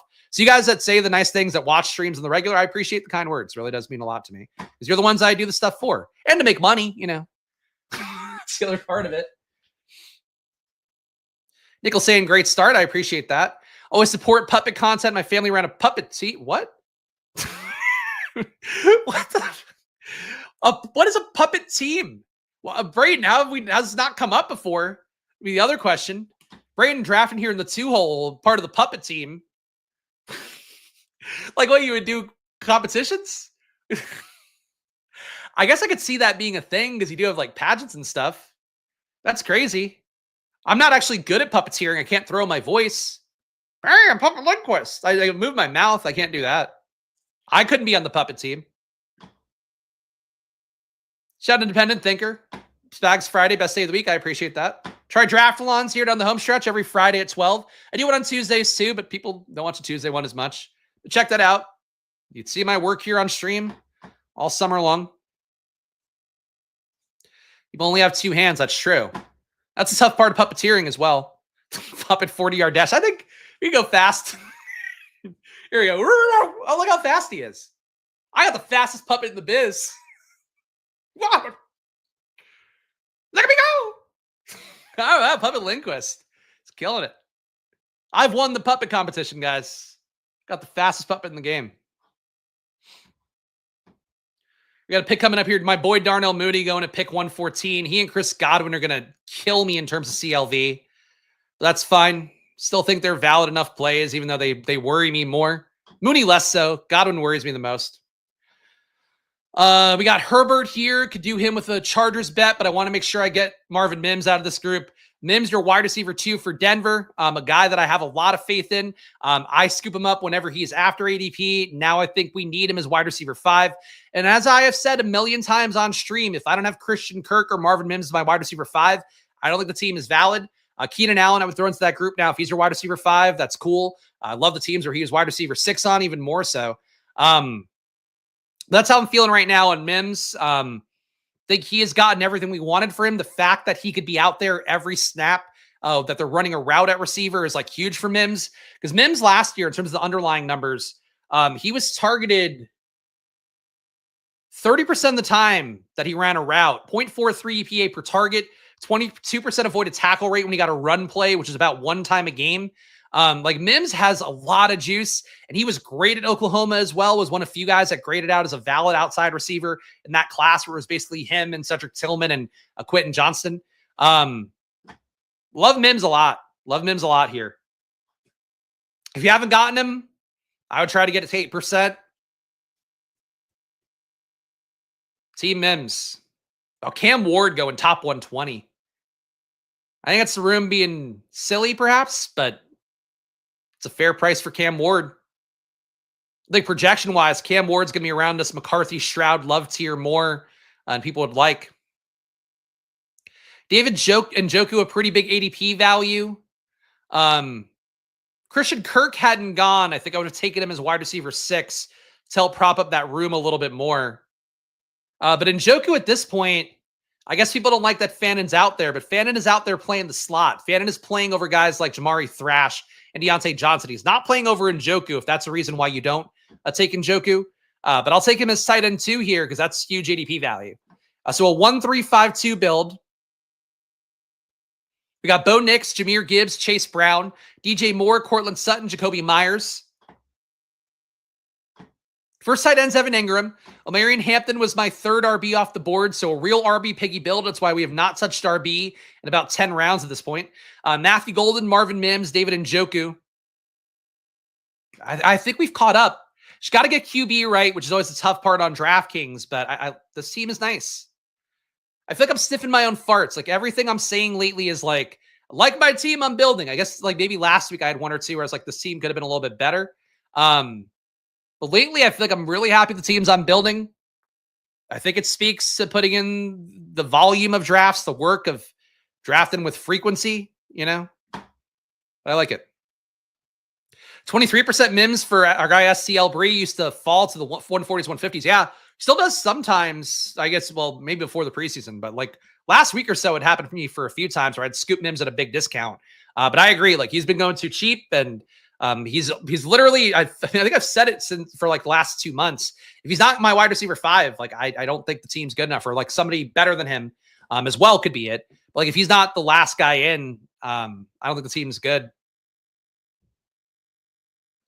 Adam, this is a tough double whammy. Golden's so good. I'm a Mims non-believer. I mean, what do you not like about Golden, or do you not like about Mims? Is the fact that he actually earned targets in a professional offense last year for the Broncos, as opposed to Golden, who could not earn targets at Texas if his life depended on it. That's me being glib to our guy Adam, who frankly has got as many takes right in the stream as anybody in a chat, I feel like, out there in the biz, especially Georgia guys, obviously. Mims is Golden with a lot more juice. Like Mims actually misses tackles. Mims is a valid punt returner. He's not quite as fast as Golden, but he's similarly fast. Size too is pretty similar. Honestly, I think if you're a Golden believer and you get Marvin Mims this year, I think you'd probably be happy enough with it. But I say that as a Mims slappy, so to speak. Jordan Love comes back here like I was hoping he would in my brain.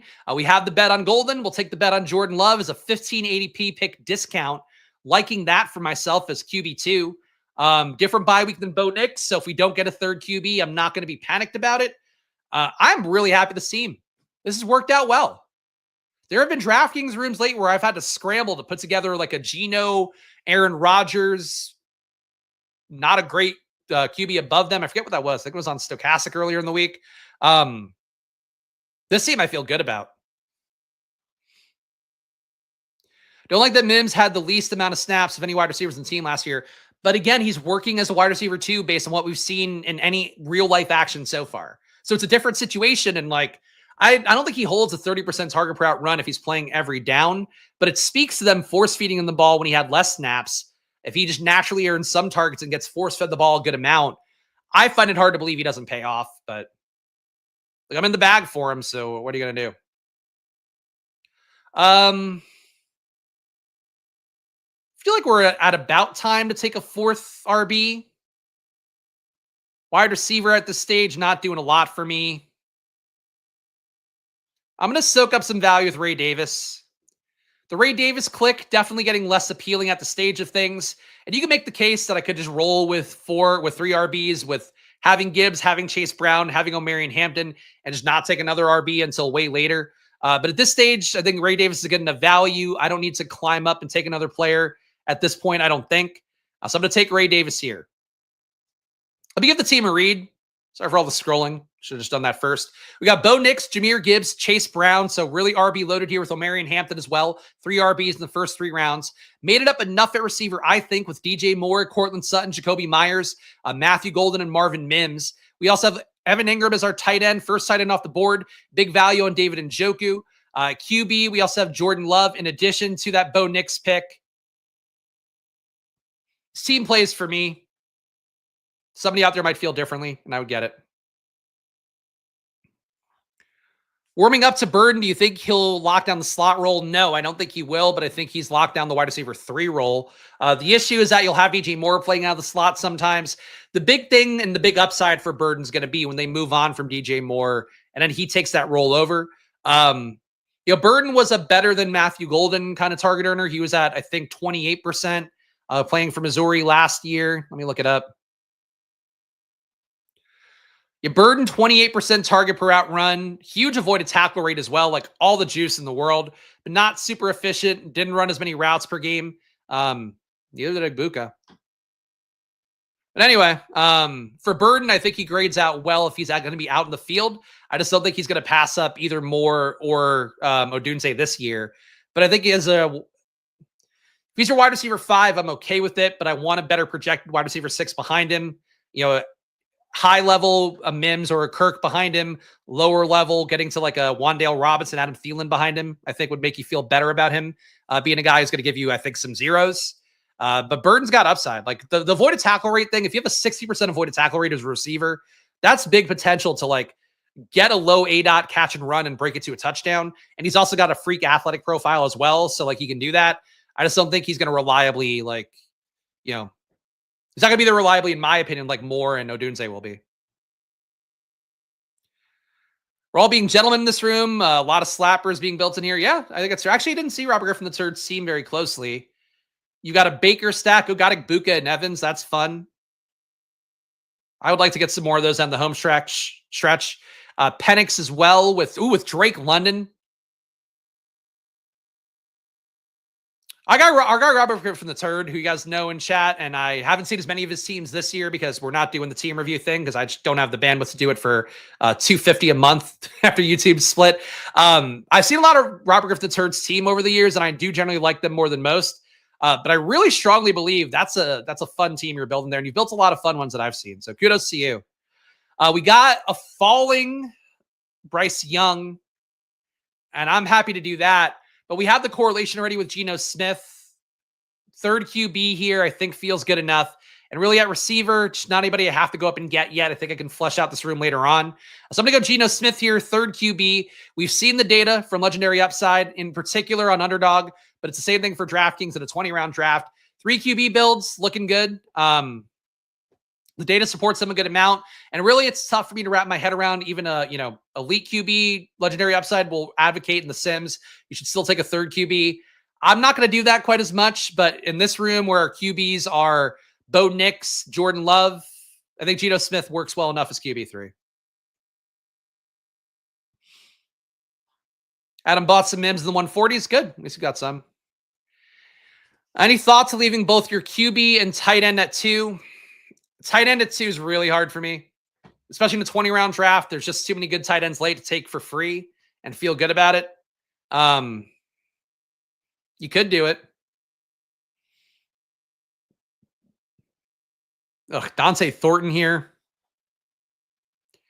Receiver is not my favorite at the stage of things, but not a surprise, obviously. Keenan Allen being gone is one of those things here as well that just hurts a team like this a good amount. Quentin Johnson, 20 spots after ADP, though, and DraftKings has actually updated their ADPs in a more reliable time frame than Underdog does. I'm going to go Quentin Johnson here, soak up some value, make him wide receiver 6. We don't have any bets on Houston, so no correlation in any way, but I think he's still a credible wide receiver 6, even though Keenan Allen's the guy I want more, and that's priced in at this point. Quentin Johnson probably shouldn't be totally free, and he shouldn't be going 30 spots after Trey Harris at this point, is my opinion. Robert Griffin III takes a Japanese-style bow in appreciation of the community. Thank you for that. Yeah, you look good drafting. Good drafting. Take a Jalen Wright, though. Not good drafting, in my opinion. I think Ollie Gordon passes up Jalen Wright this year. I wouldn't take either. I'd make that bet. Thornton got some good coach speak the other day, but I don't know, man. He really never did anything. So the good news for him is that he is playing that role that Tillman played at Tennessee. So like he wasn't doing full gimmicky shit like the guys like Jalen Hyatt who move around every single snap. I think that's a positive for him in terms of being ready to play in the pros. I do think the Trey Tucker stuff is not great for him. Like, to me, Thornton and Trey Tucker are very similar bets. Tucker hasn't hit in a few years, but like the guys at camp seem to talk a lot more glowingly about Tucker. I agree. The coach speak is not bad for Thornton. The issue for me is like people were taking Thornton for a while as like wide receiver 5 on some teams and like feeling good that, I'm making up with the starter late. I don't know that I buy that. I think he'll be in the mix, but nothing about what he did in college stands out to me as special. I don't even think he's as good as Tillman was. And, Tillman, I don't think was a great prospect, but I saw some credibility in him as an outside guy. And I agree with the stake too. I think Besh is more talented than them. I agree. I think Besh is a guy, hard for me to imagine him getting there year 1 as an outside receiver. Like I thought his pathway to playing this year was going to be that they moved Jacoby outside, playing him out of the slot. But Besh is now backing up the outside receivers and backing up the slot. So like if Thornton sucks, if Tucker doesn't get there, maybe Besh gets in the mix. I really don't want any of them, though, to be honest. Thornton's best season was 1.8 catches a game. I mean, look, that ties into what I talk about a lot, where it's like, I just don't think guys that didn't produce at an extremely high level in college in year one, I don't think they get there. Like, in my opinion, I don't think I can recall a single player offhand where it's like, this guy's numbers were dog shit as last year in college, but year one in the pros, now he's cooking. Even the guys that like I didn't like a lot coming out of college, like Kyron to be one of those guys. I don't think there's anything special there. Took him year two to get there. Quentin Johnson, I think, looked a lot better in his college numbers, but he sucked year one. And in year two, kind of got there. Year three, probably not as much. But I don't know. I think it's hard to be mediocre in college and get good when you're playing the best competition you've ever played. I don't think that's a crazy theory to have. We're on the clock here, though. I mean, Thornton's still hanging around. I'm going to grab Thornton here because we have the Vegas bet. Doesn't do a lot for me to take Thornton. But it's a 20-round draft. We just need to add some volume on at receiver at this point. So 7th receiver, Dante Thornton. That's fine.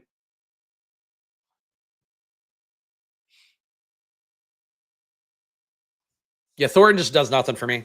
Even at pick 189, it's like, I think there's a lot of guys in this range that could beat him. But somebody took Naylor at 187, so if Thornton's going after that guy, who cares? Besh led a wide receiver group of neighbors and BTJ. Signed me up. Also speaks to how old he is, you know. But look, I've said it before, Besh to me looked a lot better than Savion Williams. I know that's another one of our guy Chunk's favorites. I don't know. I'm not really crazy about a lot of the rookies in this range. Frankly, and again, Torrey Horton went round 15 in that underdog draft we just did. That price tag's a little bit rich. But Torrey Horton, I like more than Thornton, like more than Besh. I don't like more than Dyami Brown. I probably should have pulled up Dyami Brown. Dyami Brown, I feel like DraftKings, for whatever reason, has not gotten there with Dyami Brown at all. And Dyami Brown has had nothing but pretty good camp reports, pretty good target earning overall. There's been nothing bad that I've heard about Dyami Brown, and he's also the first guy that Jacksonville paid this new regime coming in. Surprised Dyami Brown hasn't come up to this range where I just took Thornton. And I forgot about him, to be honest. We need one more RB, I think, at least, just because I want to get a body in. And I think Roschon Johnson's that guy for me still. I've said it before that I think one of DeAndre Swift or Roschon hits this year. On Underdog, I have like 35% between the two of them. Definitely weighted more towards Swift. I've got a lot of these guys. I'm going to keep making the bet down the home stretch. I probably should mix in some Monin guy. But like if Roschon's going 196 and I think he's ready to play now, he's been ready. It's in my opinion, since he came out of college, it just hasn't worked out super well because he hasn't got a ton of opportunity. I still think Roschon scores more than Monin guy this year by a wide margin. I just don't see the 7th round picks winning as much as people want them to with Krosky, Merritt, and Monin guy. These prices are fair for them, I think. Monin guys could go around Sean Tucker, Woody Marks. Woody Marks, too, a guy that I feel like people are not following Texans preseason reports that closely, and I get it. There's not a ton of them. And the Mixon stuff, there's not a lot of info out there. Hayden Winks on Underdog was tweeting about that today, that like really hasn't been a flow of updates for Mixon overall. But Woody Marks, there have been updates for where he is now running behind Chubb and Dameon Pierce. Marks has been getting some pass down work, but Darian Gubawali, if he makes the roster, he's better than Woody Marks at that year one. I don't see the Woody Marks as much as his ADP has been this entire season or off season. But in particular now, I think we've seen bad news for Marks more than good news. You have a Dyami Brown problem in round 17. I think that's a solution. I think we'd rather get him in round 18, of course, but I think he's one of the best 17th round picks we've had this entire time. You got to keep in mind, like, and people miss this with Brian Thomas. And look, I don't love Brian Thomas in the range he goes in. I'd rather have Drake London. I'd rather have Neighbors. I'd rather have a lot of guys in that Nico. Really would rather have everybody in that range over Brian Thomas because like the situation Brian Thomas hit last year was everybody was gone for Jacksonville. And Mac Jones, whatever flaws he had, was confident enough at feeding the ball to Brian Thomas so aggressively. And they just moved him everywhere. This year, they're going to move him around. And I think Liam Cohen's good enough to make him have the ability to spike week to week. But like, teams are going to sell out to stop Brian Thomas. They're going to sell out to a lesser extent to stop Travis Hunter. They're not going to sell out to stop Dyami Brown. And as a result, Dyami Brown in this offense is going to be well schemed. Like, he's going to be at the very least the Jalen McMillan last year for Tampa Bay, if not more, because Dyami Brown's got experience, got paid good money this year. I think Dyami Brown's a good click, but I also think he will pull and give you leverage against Brian Thomas come playoff time. We'll give you leverage against Travis Hunter come playoff time because you just don't care about selling out to stop Dyami Brown. You do care to sell out those other guys, though, or to sell it to stop those other guys. We got a 3-5-7-2 build here. Do you want to get a third tight end?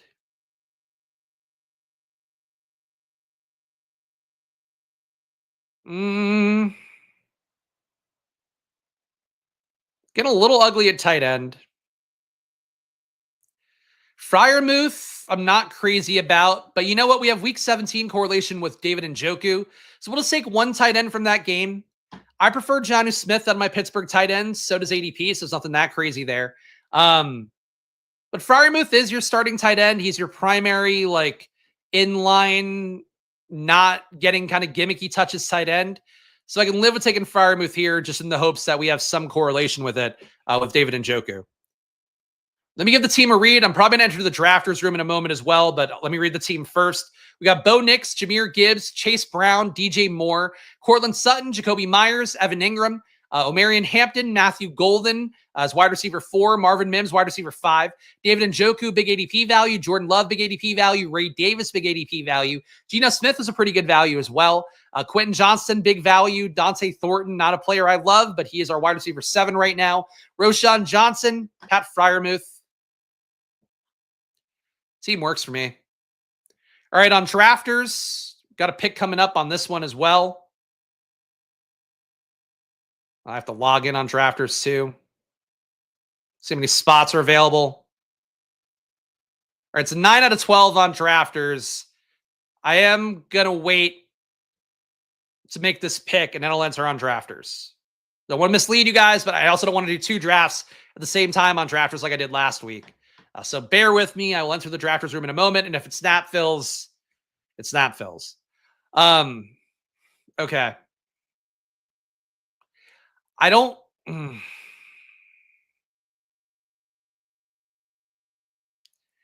We don't need Marshawn as much as we need Wicks. So I am going to go Wicks here. I was thinking about taking Marshawn Lloyd because we do have the Green Bay bet with Jordan Love. That said, at this stage of things, we need one more receiver because I just don't like Dante Thornton. It wouldn't be shocked if he just gives me zeros all year. So I'm going to wait to take, well, we'll see what else I take in round 20. But here we go. We've got a while before we pick again. Let's enter the drafters room now.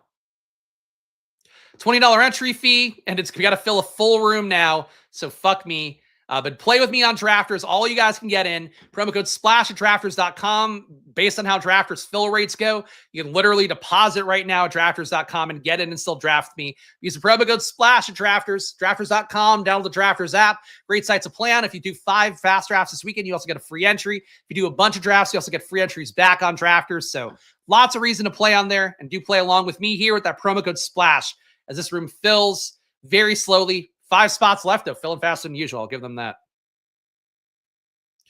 And we'll go back over here. Wait for this DraftKings pick. I'll let you guys know when drafters fills, but 5 spots left on here. So you can see it. No shenanigans on my end. On DraftKings, we'd have to compete in pods, so your EV will get killed less than it would on DraftKings and Underdog. Yeah, promos this weekend, so they're filling faster. That's true. Is that King Capital who won the million a couple years ago? Or the million in the Underdog regular season? I think it is. But if it's not, shout out to this Capital as well. Pretty in on Jags. Just moved to Jacksonville. Oh, did you? You moved from Miami, right, Adam? Why to Jacksonville? Job stuff? I don't know why anybody would move to Jacksonville from what I know about it. You got to really like the Jags to move to Jacksonville right now. I feel like Florida. I don't know enough about Florida. Oh, not King Cap, different capital. All right, well, shout out to Pauper Capital. Shout out to regular guy Capital, not a king. Prince Capital. Miami's so expensive. That is true. It probably depends how single you are, too. If you're single, if you're living in Miami, living in New York, living in LA, even living in Chicago, you got to deal with, a little more padding. If you're single, be in a big city, then move to the suburbs. Then hate the suburbs like I do. Still 3 spots left on drafters, guys. Get in now while you can before we make this pick on DraftKings so we can have a seamless transition. You can gamble along with me. But now we're waiting on both sites. We're just waiting around. Catch the football here. Shout out to all you guys hanging out, though. Hit that like button, subscribe. You guys know the deal here. Try Draftalons twice a week here on this channel on the home stretch. Tuesdays and Fridays at 12 p.m. Still a faint shot I do a surprise stream at some point at night. Hit the notification bell. So I'd like to know if I get viewers more at night. I'm just not a night content guy. I like to watch TV at night. I like to smoke weed, maybe have a beer, hang out with the wife at night. I don't do content at night. I think I'm missing out on an opportunity by not doing that. Drafters draft just filled. Shout out to you guys who did join that one. I'll be heading over there in a moment, and I'm picking in the 8 holes, so we got some time.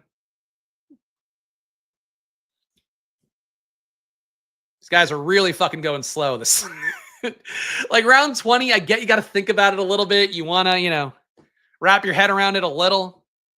But fuck, man. 30 seconds to pick AJ Barner is rough. 30 seconds to pick Zamir White? He's not even fucking going to play. You have Raheem Mostert's here. That guy took Trey Franklin. Fuck off 20th round. 20th round sucks. Take Trey Tucker here. Can't even get Trey Franklin in the 20th round. Devon Valley has made some nice plays in camp. Had a 50-yard play in camp the other day for Denver. But we'll go Trey Tucker here. Final team on DraftKings is a 3-5-9-3. Of course, we took 3 RBs really early, so that's part of why we had weird capital in this one. We got Bo Nix, Jahmyr Gibbs, Chase Brown, DJ Moore, Cortland Sutton, Jacoby Myers, part of the Vegas big stack I ended up getting there. Big Brock Bowers fade, all the receivers from Vegas besides Jack Besh. At tight end, Evan Ingram stacked up with Bo Nix. Omarion Hampton here, our third Golden Boy RB. Our Matthew Golden is literally golden at wide receiver 4 for me. Marvin Mims, wide receiver 5. David Njoku, big value. Jordan Love, a big value. Ray Davis, a big value. Like the ADP values I got here. Geno Smith, well after ADP as well. Same thing for Quentin Johnston. We did take Dante Thornton, my least favorite pick in the draft. Roshan Johnson took him. Pat Freiermuth, tight end 3. Dontavian Wicks for more Green Bay stacking. And Trey Tucker to make another bet on Vegas that I think has a better shot of hitting than Dante Thornton. But it's honestly the exact same bet, I think, with Dante Thornton and Trey Tucker. And my hope is that one of those guys spikes in a week where Jacoby Myers doesn't, but more likely it's just going to be, Brock Bowers in those weeks. There's game theory there. If you watch The Good Place, Jacksonville Rules, yeah, one of the best representations. And what's his face? The dumb guy from The Good Place is now like getting heartthrob roles in movies. There's some movie coming out where he's like the male lead across from like a really famous female actress. So shout out to was it Manny? I think it's his real name. Jason. Is Jason the character on Good Place? I haven't watched it in so long. So we got Malik Neighbors here. Got Nico Collins here. I do want to get more Nico down the home stretch. And Neighbors with the toe injury, it's enough to split the tie for me in favor of other guys. So I'm going to go Nico Collins here at pick 8. So I mentioned before, Nico Collins, high EPA per target guy, high target earner last year. You can make the case the room, even though they've added more bodies in. And Christian Kirk can be a target spamming guy. I think Christian Kirk, if you want to harken back to an older Texans receiver, Christian Kirk's like worst case scenario is to be Kiki Cutie in this offense, who's getting spam PPR targets. That's not great for Nico, but really you could also make the opposite case that there's less talent in the room overall, and Nico could end up being, targeted endlessly. Like I expected Drake London to be this year. I expect Neighbors to be this year. If Nico gets targeted incessantly, he's going to be a problem. Yes, Jason. I think the actor's name is Manny Jacinto. So mixing those together. Funny character. $1K less a month rent on a 3-bedroom house at the pool versus a 2-bedroom apartment. Oh, and if you're renting, you probably have to pay the pool costs, I would hope too, right? It's a sweet deal. Yeah, Florida, what I've been reading, though, is that like people are moving out of Florida at high rates because the insurance is now like untenable to live there. I got headhunted for a job. I guess I could say it now because I didn't get it. And I also didn't really care that much. But Better, the prop company had headhunted me for a head of user acquisition job there, which would have required moving to Miami. It's one of few spots I think we would move to for either a job that Alex or I got. Miami we'd move to. LA we would die to move to if we got enough money there. We'd kill a man to live fucking the Philadelphia area to move back to LA. But you know, you got to take what we take. AJ Brown hanging around here. His ADPs come up. Chase Brown's ADPs come up. Chase Brown for a while was going on this side of the board, so I think it still might be justifiable enough to take him right now with Nico Collins here. So Nico Collins, Chase Brown start. What has made Chase Brown soar this much? Because like I really think the preseason role for him, where you did have Samaje Perine coming in the one game we've seen from Cincinnati, like Chase Brown getting targeted a lot in that game. But what would scare me is that like Samaje Perine was in for the serious, obvious third down pass pro situations. Chase Brown will get a lot of targets naturally from the team being a high pass rate team, and not every target can go to Jamar Chase, not every target can go to T. Higgins or Gesicki, Fant, whoever you want to say gets targets there. But like I don't know why Chase Brown has come up this much. Because like he is a guy that in my head is like he had a great role last year. They lost Zach Moss over the course of an offseason, but his neck injury sounded bad enough last year that that's not a surprise. It's just odd to see the Chase Brown rise, in particular, on DraftKings and on Underdog or on Drafters here. Not so much on Underdog. The PPR sites have like fallen in love with Chase Brown. It's crazy. Jacksonville Beach area. Okay, cool. I don't know that area. Can't wait to get a USC gig. I don't even know what that would be. USC is one of few colleges, by the way, that's now like losing money. Just it's stupid. Like they have such a massive endowment, and like I think they like haven't turned a profit in the last few years, and that's part of the thing. They like tried to hide it when our president was outgoing because they hired a new college president at USC. USC is going the wrong way, which bums me out. The football team with Lincoln Riley has not paid off the dividends I would hope for either. David Aaronsdorf here going RB Piggy with McCaffrey, Bucky, and Jacobs. I don't know if that's fun enough for me, but that's cool. USC gets so much NIL money because USC has a lot of boosters that are willing to spend. But yeah, it's insane that like they're losing money as a university, but I don't know. It is a company that's always, or a school that's spent a lot. It's colleges are just companies anyway, but it's a school that's always spent a lot. So I'm sure it's part of it. A lot of real estate projects around there too. They're like McDonald's where they just take over a ton of like home, like owned land and then build stuff on it. All right, we're on the clock here. We got Nico and Chase Brown, Omarion Hampton coming back. The receivers here aren't so great that I feel like I have to take one. So I'm going to go with another Chase Brown, Omarion Hampton combo. No Jahmyr Gibbs on top of it like we just had on DraftKings. But I like Hampton in this mid-30s range. If Kenneth Walker is going to go 30, I think Hampton at 32 feels pretty nice to me. So team so far, Chase Brown, Omarion Hampton, Nico Collins. Definitely would like to get a receiver at pick 41. Who that is, though, we'll see what comes back. Yeah, Texas and Texas Tech dropping the NIL bags. And Texas, too, having Arch Manning seemingly staying for 2 years. Guess it depends who gets the number one pick overall next year. But they're at the very least playing the leverage game right now with Arch Manning not coming out in the draft class this upcoming year. Because I was reading this morning because there was some athletic profile about Arch Manning or no, ESPN. I think Matt Miller over at ESPN had like a long thing about how the pro scouts are viewing Arch Manning as a prospect. Arch Manning has 3 years left of eligibility, which I don't get how that works. At the very least, they expect him to come back for junior and senior years. And apparently the whispers that they want Arch Manning to have at least 25 college starts. So that probably means that at the end of this year, if he starts every game, I think he would have like 16 or something.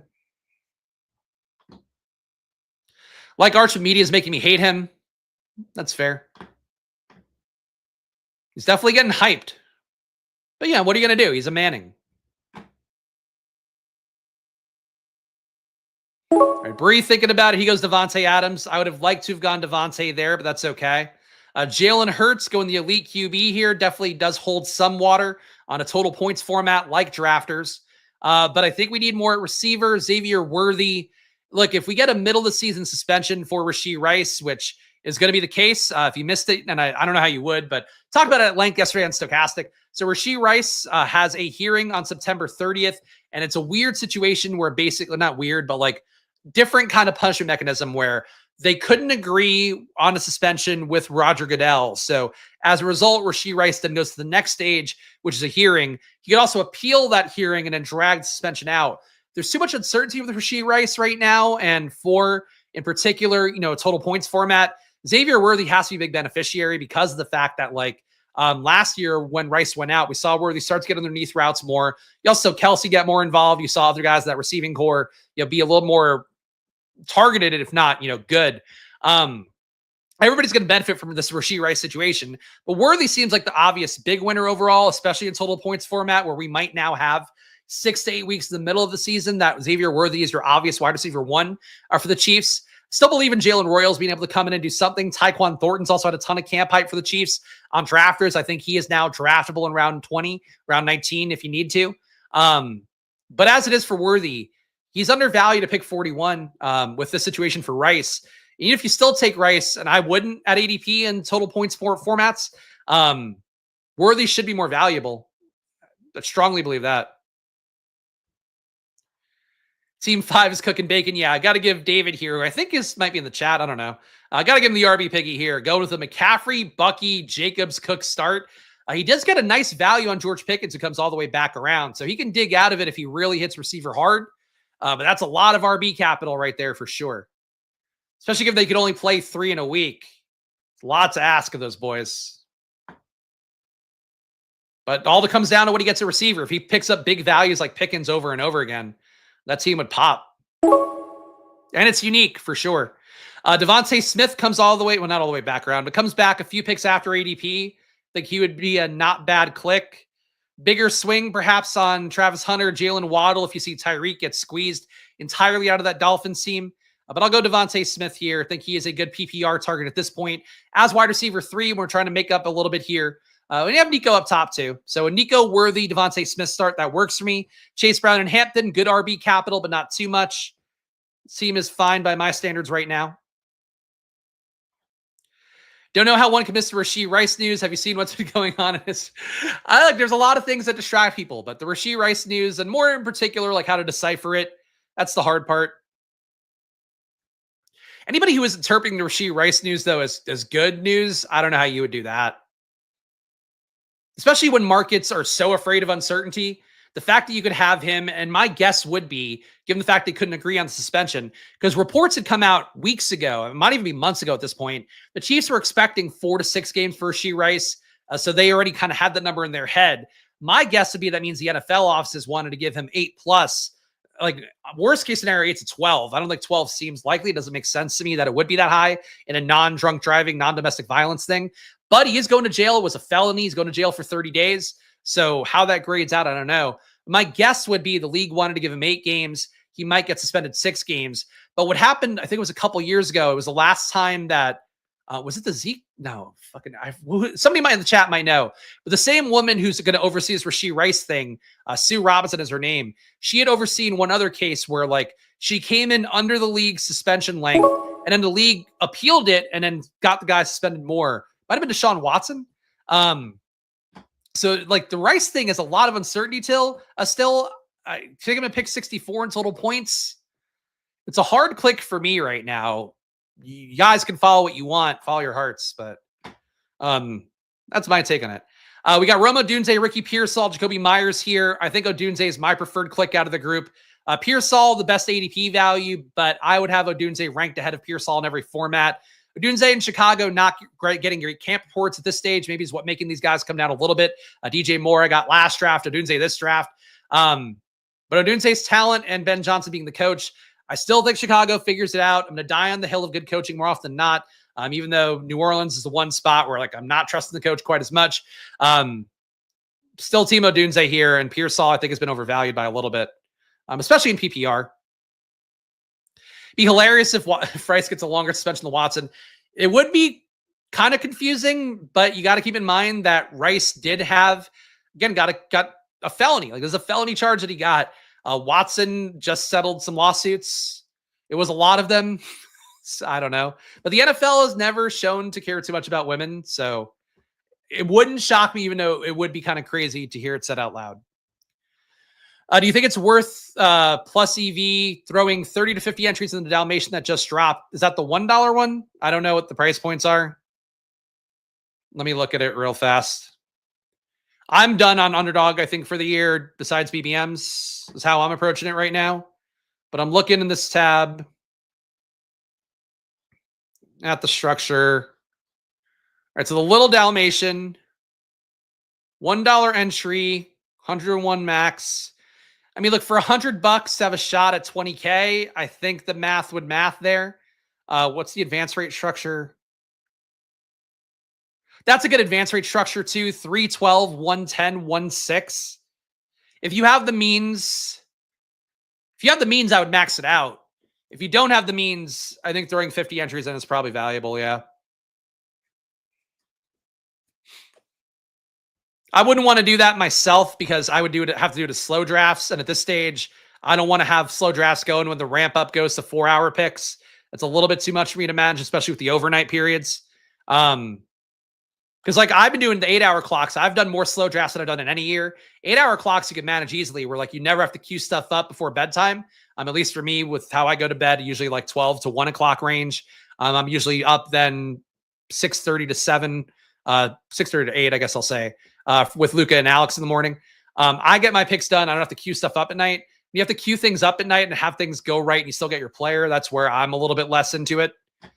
So I won't do the Dalmatian, but I think it's EV plus EV enough to do it. Yeah. Long-winded way to answer that. Yeah, 101 slow drafts for a stack of singles. It's just too many slow drafts at this stage. Like you had to do slow drafts last week if you're not ever going to hit that 4-hour window. For me, I'm just doing a manageable amount that will hit that 4-hour window because I just don't want to do 4 hours too much for the slow draft clock.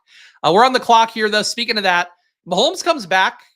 I could do that here today. Not a big Mahomes guy overall. Think there are other QBs I'd like to take a little bit later who have similar upside. But we made the bet on Worthy here. We've got him. So I think taking a bet on Mahomes right at ADP seems fine enough for me. Don't really need receiver or RB enough at the stage to not take Mahomes is how I feel about it. And Bree with Rice probably would have taken Mahomes before he came back to me here. So there we go. Rather use for 101 singles at the strip club. It's little person night is what it would be. Can't call it that. Sure, happy to help, Chunk. I think really to me it comes down to like, are you putting enough in or so little money in that getting 20K back on it would matter? If it's like $1,000 tournament, I wouldn't do that. And that's where Underdog loses me. Yeah, for 20K for $100 in entry fees, you're not going to get that amount of money. DFS tournament on DraftKings. So I think you take the shot. 4 and 5 are inverse teams. Yeah, this guy is starving for RBs at this point. RB1 David Montgomery. That's welcome to me last year.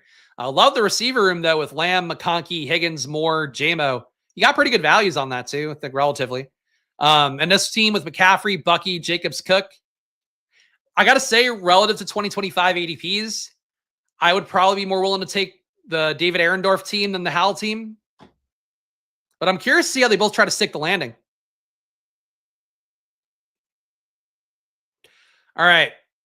Pick 89 coming up for me. Lots of valid picks on the board, which we love to see. Bree goes Jordan Mason. I would have been happy to take Jordan Mason.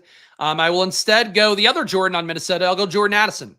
About a 7-pick ADP discount here. Total points format. We could handle Addison missing time because we've got Worthy, Devontae Smith, and Odunze above him, along with Nico Collins as well. Forgot him. So our wide receiver room could withstand us at total points. Addison's missing 3 games. We're not getting killed by that. Would have been willing to take Brian Robinson as well, but he's a faller enough in rooms that I don't think I need to get him. Wide receiver 5, Jordan Addison for total points. I think that's pretty cozy. So the team so far, I've got Mahomes, rare Mahomes share for me because I just don't love the price for him. Chase Brown, O'Marion, Hampton. At receiver, Nico Collins, Xavier Worthy, Devontae Smith, Remo Dunze, Jordan Addison. A lot of guys, I think, on the right side of age here. And with the Rashee Rice situation, I think the Worthy bet at pick 41 feels pretty good.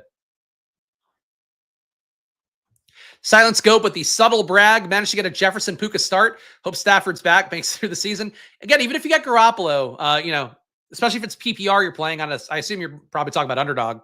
I think he's fine. I think Puka's going to be fine no matter who's at QB. And if Garoppolo's dog shit, I would make the bet that the Rams pick up somebody off the scrap heap who could do one job, and that's feeding Puka Nacua and hand the ball off to Kyron Williams. Devontae Adams, I think, priority number 3 there. I'm still a believer in that. Puka just got targeted so much last year. That's a functional part of the offense. When you're getting targeted almost 40% of the time you're running a route, that's all scheme. And it wasn't like it's deep throws that nobody in the league can hit and only Stafford can. So I personally wouldn't sweat Puka. I said it before in the Discord. If you get a shot to take Puka at pick 17, you could take him with any of these guys, like a Puka Jefferson combo. Probably less rare because of the Jefferson fall. I think I even have a share of Puka and Jefferson at one point from when Jefferson had that hamstring injury, when it first broke, rather. But Saquon with Puka, Jefferson with Puka, McCaffrey with Puka. That's still unique enough. If you somehow get Lamb with Puka, Gibbs with Puka, Chase with Puka, Bijan with Puka, every combo you can get with Puka, I would try to get. If it's available to you, just take Puka. Absorb the risk. If it doesn't pay off, bill me. Bill me for your line. No, don't bill me for your lineup. I won't pay you, but like for EV, just take the elite, super crazy receiver. Like if everything were perfect for Puka, I strongly believe there is a world where he could be wide receiver 1 this year. And again, thinking about it through the lens of DFS pricing, which I do a good amount in my head, Puka Nacua, in my opinion, will be like a reliable every week 7,500 to 8K receiver. That's putting you right in that range of all the other guys. So yeah, team, take Puka. Sure, you do have my email. If you pay close enough attention, you now have my email. Don't send me the bill, though. I won't reply. I'll spam you. I'll spam you. Don't tempt me. I'll spam you. Braden mad at somebody taking Bo Nix. Hate to see it. Really good value on Josh Downs. I know he got hurt in practice, but I don't think it's that serious. Would like RB the most at this point. I need RB more. I am still team Joe Mixon. At this stage, I'm dying on the hills of Chris Godwin makes me sad in the thumbnail. Dying on his hill. Darnell Mooney and his shoulder injury. Dying on that hill. Joe Mixon scooping him up. Joe Mixon went at pick 50. Like, I think we gotta remind ourselves here. And I know the worst rumors on Twitter that Joe Mixon will never play football again. And it sucks. He's such a great guy. but for Joe Mixon at this stage, it's like, if I needed a 5th receiver, I would have taken Josh Downs there. But Mixon is a guy paired with Chase Brown, paired with Hampton. These are 3, in my opinion, top 50 running backs if the situation is okay and these guys are playing. So, still team Mixon. Number 1 spot going double QB when they have 3 wide receivers. Like, I get it, Braden, but, you're on drafters. You're going to have somebody call you a soy boy millennial if you call out their bad draft capital allocation. Yeah, people like their guys. I don't know. Can't see how many entries this guy has. He's only putting in 1 entry, and he's a big Bo Nix fan. He's got to get his guys. But shout out to all you guys hanging out here as we get close to hour 2 on stream. Appreciate all you guys watching. Make sure to hit that subscribe button, hit the like button. Goes a long way for me on YouTube. If you're watching on Twitter, hit the Twitter like, hit the follow on there. You can see my streams come through. And this NFL season, moving forward, actually, just all the content I put out, whether it's Splash Play NFL, Splash Play NBA stuff, if I do MLB at some point again on a regular basis on the Splash Play channel, it's all going to flow through the @SplashPlayPod Twitter. So that's sort of my goal here, just to put the content out there and not doing any promotion for myself because I don't care. I don't care enough. But I am going to put the content out into the ether on Twitter and on YouTube. So follow, do all that. Give me some engagements to fight the various algorithms. I appreciate it. And if you don't want to do that, rot in hell. As we always say here on Splash Play.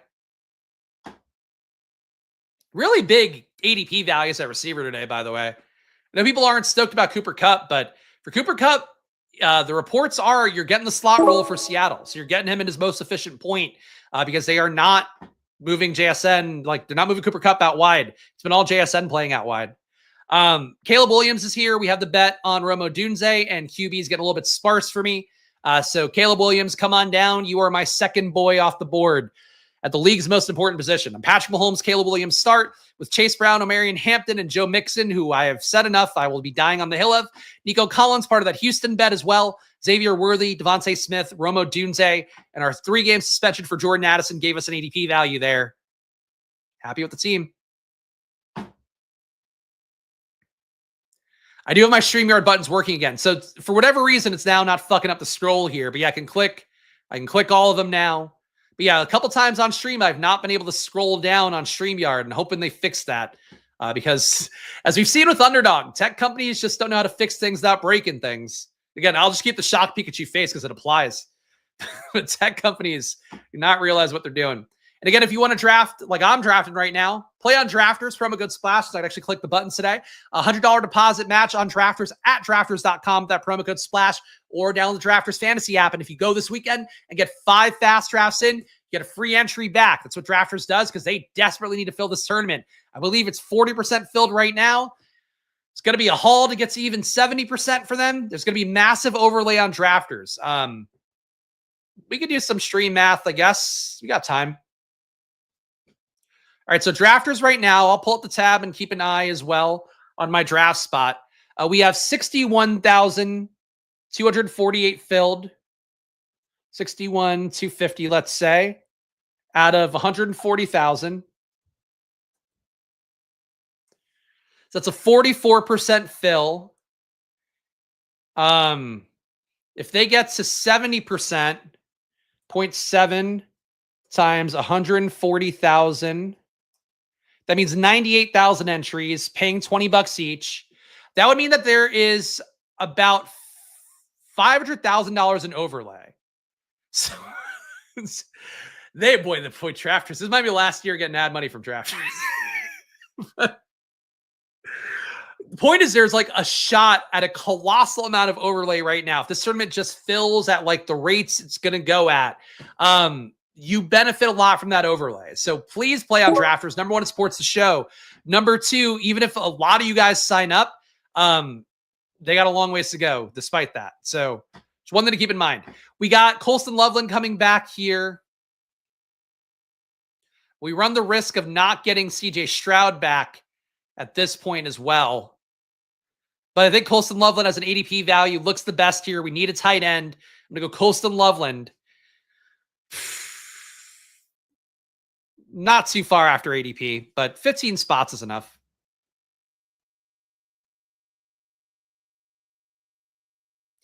That's assuming they fill 70%. If they fill 75%, so 0.75 times 140,000 entries times 20. If they fill 75%, then that's 400K in overlay. If they fill 80%,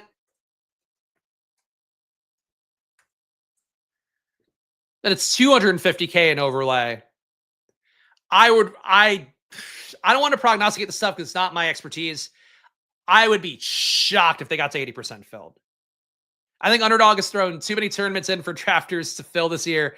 I think DraftKings done the same thing, and I think Best Ball Week, candidly, has not been great for drafters. I don't know from any knowledge that I have, but just if I had to guess, it's a lot. It's a lot of overlay potential.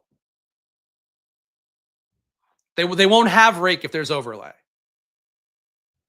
I assume the rake's not high. I could do that math in a moment, but we'll make my pick and I'll do some more math for you guys. That's what people watch my stream for. They're like, this Spags guy's got great football takes, but I want to see him struggle to do math about fill rates.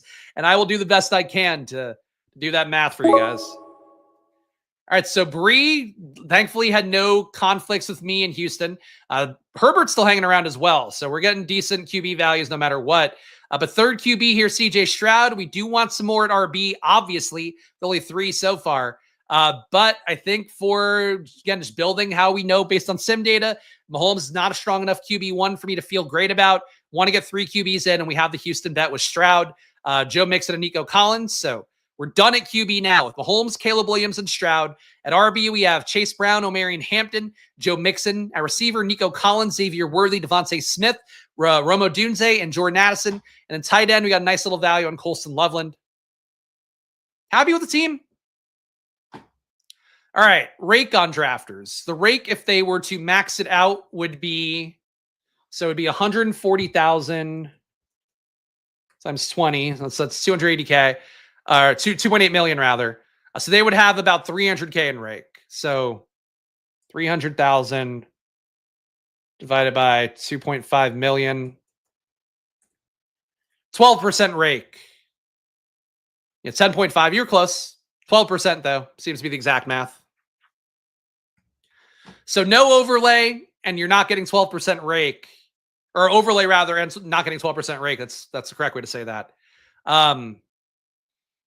That's the drafter sales pitch, guys. And I've said it before on stream. And again, I'm not trying to add sales, you guys, but like this is really an important part of gambling. So just keep it in mind. Overlay, the most important thing. Last year, playoff basketball, I finished top 10 in the playoff basketball tournament. I don't know if it filled or not, but I assume that probably helped me out. A couple years ago in the same big drafters tournament that we're drafting in right now, they're now main event championship, I finished top 100 that year. And that was because it only, I think, had 80% fill that year. It might have been a little bit more than that. When you finish in a total points format in a tournament with overlay, you just end up adding spots onto your finish, and that's what gives you the more money. That's what gives you that, you know, whatever amount of money's left that they haven't gotten actual entries in for. You know, that's what you're getting this year on drafters. So you should put some entries in. Use my promo code if you can. If you don't use mine, you should still get entries in because it's good for your money to do that. We got Tyjae Spears here hanging around, needs some more at RB, and I am still team Tyjae. I don't care about total points format. He's supposed to still play week 1, and he's fucking fallen 20 spots. So Tyjae Spears at pick 152, easy click for me as RB4. I don't want to get anybody above 30%. That's been one of my rules of thumb in best ball. If I get Tyjae above 30% this year, I'm fine with it because I just don't think he is fairly priced right now going in the range of Algier and those guys. Going after Garendo in this room, going after Sampson and Ford and Trey Benson and Ray Davis. Tyjae Spears should be valued above all of those guys, in my opinion. So the Spags logo, and had to check if you were streaming. I was right. There you go. Appreciate that.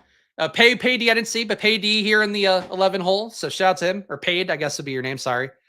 Sometimes it takes me a minute to figure out what the username is supposed to mean. Shout out Paid. Appreciate it. Appreciate you watching. Hit that like button, Paid, please. Love of God. 300K was the rake, so if they get to 80%, they're profitable, except, well, no, because they're putting in 2.5 million. 80% would still have them under it. So I guess they would be, yeah, they wouldn't be losing the rake. That's fair. That's fair. Or they wouldn't be getting the rake, but they, yeah, I see what you're saying, consigliere, which I think is fair to call me on. The word choice I use is probably not correct. But yeah, with the rake involved, then, wait, no, that's not true. I think you're missing the math here. So if the tournament were to max, that means that they would get $2.8 million in total entry fees, which is a 300K in rake. Right? That's how that works. Yeah. Anyway, whatever. Fucking, I hate having to explain these concepts sometimes. It makes my brain bleed. We're trying to explain them adequately. We need more at tight end. I do think Zach Ertz and Brenton Strange are guys that make me feel a lot better at tight end.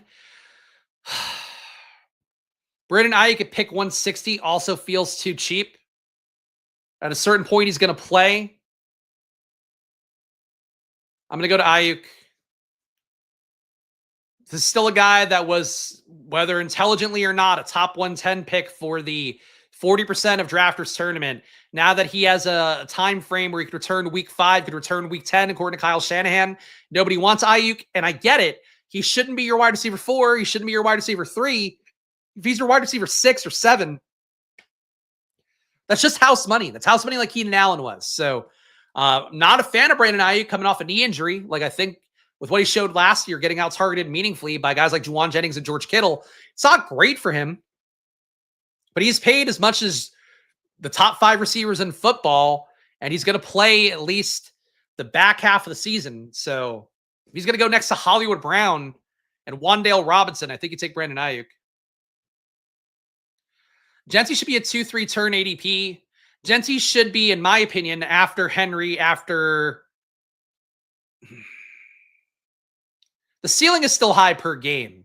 In pod formats, Genty should be probably about where he's going. Like he should be, I think, in my opinion, still should be after Henry, should be after Achane. But if he goes around Chase Brown, I'd be okay with that. For total points for him, he should be lower. I would agree with that. 8% of that rake's gone via promos and credit if you max. That's a good point. Yeah, Nolan, very smart. Nolan knows this shit better than I do in terms of how to maximize your EV and things. And that's why Nolan's, I think, part of why he's made so much money as a DFS player and best ball too. I don't know your best ball results, but yeah, I think that's smart to look at it that way. All right, we're on the clock here. Still want more at RB, but this pocket is not super fun. Do you think Jonnu Smith, a little bit of a tier break, even though I'm sure he can fall a little bit later here? Will Shipley's getting some nice camp hype. Not one of my favorite players in the world, but I am going to go Will Shipley here. I think for Will Shipley, I don't love the talent. He was a bell cow at Clemson, but like not a high avoided tackle rate guy, not a super efficient runner. Especially a guy got a lot of touches and got good goal line work. But he's played well in camp, and the latest reports are that he's going to absorb whatever Gainwell touches were there last year or, historically. So I think that's good for Will Shipley. I think he's less of a pure contingent play now, where I was worried about him versus A.J. Dillon. And A.J. Dillon might get heard from a little bit as a power back that brings something different to the table than Shipley does. But I think Shipley at this point here, like him going versus Najee with his eye stuff, going against Nick Chubb, going against Jalen Wright, who I hate, going against Woody Marks, who I don't like very much. I think Shipley's a valid click more than he has been before. And maybe, in your opinion, he's the same play as he was. But for me, getting some confirmation that he's not just like competing for RB2 touches with A.J. Dillon if Saquon goes down, I think that's a positive for Shipley. I still don't think there's a lot of work to be had there for him because Saquon, you're paying him more money than every running back in football for a reason.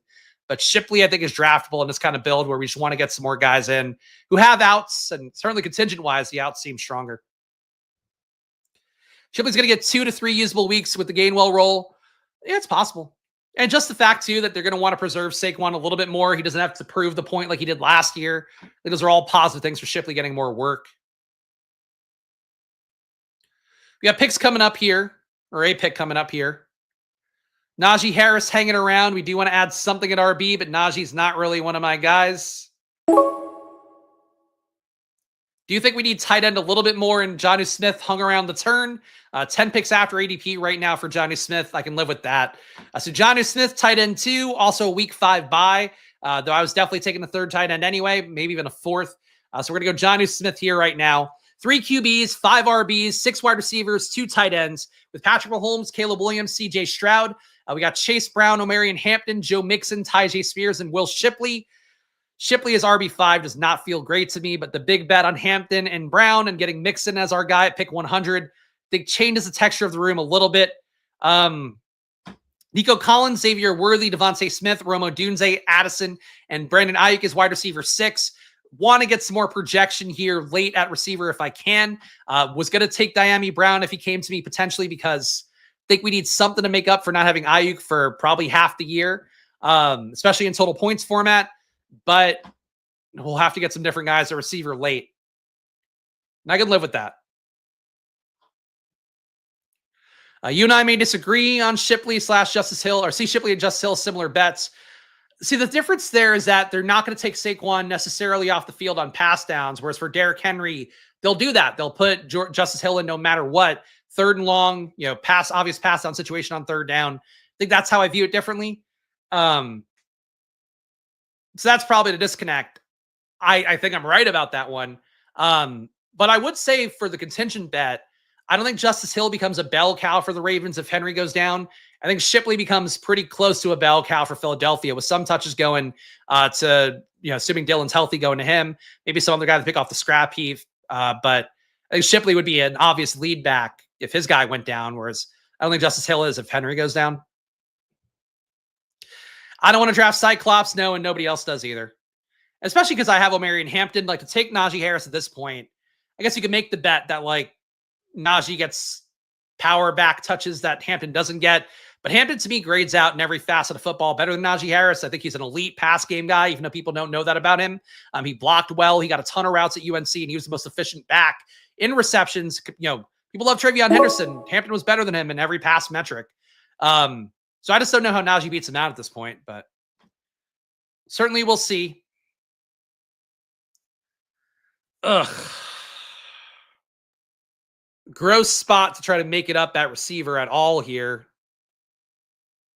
K. Dotton, though, it's here. Break a tight end. I am going to scoop him up. Sorry if somebody here has Baker Mayfield and wanted that stack.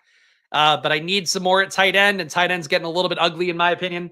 I think I could scrape off some shitty receivers here the last 3 rounds. But K. Dotton as tight end 3 is an opportunity I simply can't pass up. He says very sarcastically, for the record.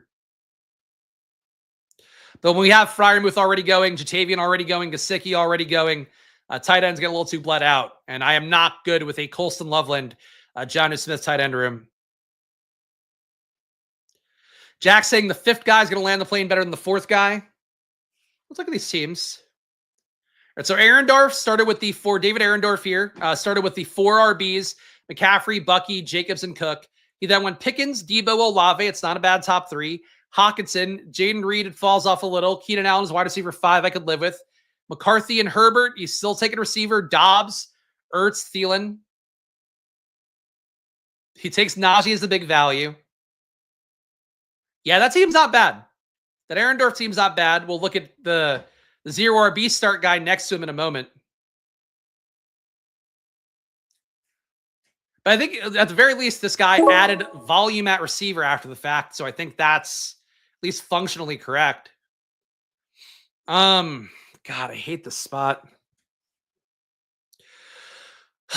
I'm going to take Jalen Royals here. I don't feel great about him at this point. Feels like he's been passed up by other guys in this KC rotation for now. That said, the missing time for Rashee Rice opens up a lot of opportunity for somebody for the Chiefs to get there. And Royals, I love the Utah State numbers. Playing dog shit competition, but he earned targets at a high rate. He's a good athlete. He was very efficient downfield and under 10 air yards, 10 plus yards, like that. All the ranges I look for efficiency. He hit all those check marks. So I'll take Royals here, even though I feel like he's one of those bets that I just don't think it's going to hit this year unless something weird happens. All right, the guy who did 0 RB, let's look at his team. So that's Hal here in the 5 spot. We got CeeDee Lamb, Ladd McConkey, T. Higgins, DJ Moore, Jamison Williams. Loaded receiver room for sure. He took Joe Burrow as well, so he punted RB even further down the chain. You got David Montgomery, Brian Robinson, Zach Charbonnet, Ramondre, Jared Goff then as well with Burrow. So both QBs stacked up. Ray Davis, Dylan Sampson, RB room falling off the cliff a little bit. Sampson is so funny. It's like he's so much less of a valid pick compared to yesterday, where it's like, oh, he's worth the first team. He's headed Jerome Ford now. He's looking good. But now that Judkins is going to come in at some point, even if it takes him 10 weeks, like the Sampson bet just got worse. Yeah, that's the thing is like this guy needed to keep hitting RB more. If he got to 6, 7 RBs here and didn't pivot for Strange and Darnold, I think we're looking a little bit better. But I agree that the guy who took 4 RBs in a row, that team, in my opinion, is definitely better than the guy who took 0 RB. Which fits how I feel about the year. But that team, he's taking Jarquez Hunter now trying to get something in an RB. The guy who's got all the RBs is a much better team. And he's adding a lot of volume at receiver too. I could see drafting a team like David Arensdorf did here in the 5 hole. I don't think I'd want to build a team like the guy in the 4 hole did. It's interesting to see it play out in real life, though. I'm really surprised by how those teams look, to be honest. We need more at RB desperately, but RB is absolutely awful at this point. Everybody's even remotely good is gone. So I'm just going to live with what I have for now. I am going to go get Tyquan Thornton. He has been a guy who has run with the first team in preseason. He has been more involved and more hyped by camp reporters than I would have thought was possible. For Tyquan Thornton at this stage, a guy who doesn't get drafted very often in a 20-round draft, I think he seems like he actually might have more of a role. So we're basically fading Rashee Rice in the team because he just didn't align ADP-wise in a spot I wanted to take him. We're making bets on everybody else in that receiving room besides the tight ends. I can live with this approach, even though taking Royals and Thornton, like if they both give me 0s, I can't be shocked. So the team here with 1 pick left. Mahomes, Caleb Stroud at RB, Chase Brown, O'Marion Hampton, Joe Mixon. That top 3 is going to have to carry a lot of water with Tyjae Spears as well at pick 150. I just don't think that price tag is correct. Will Shipley is our 5th RB. It's a little thin overall, but there's a pathway where these guys can pay off enough. A receiver, Nico Collins, Xavier Worthy, Devontae Smith, Romo Dunze, Jordan Addison, Brandon Ayuk as well, then Royals and Thornton. It's a weird receiver room too. And tight end, Loveland, Jonnu Smith, K. Dotton. It's like a basic bitch 3 tight end room. All right, what makes this team better? One more RB, a guy like Mostert, Ty Johnson, Eli Mitchell, or a tight end like Dalton Schultz.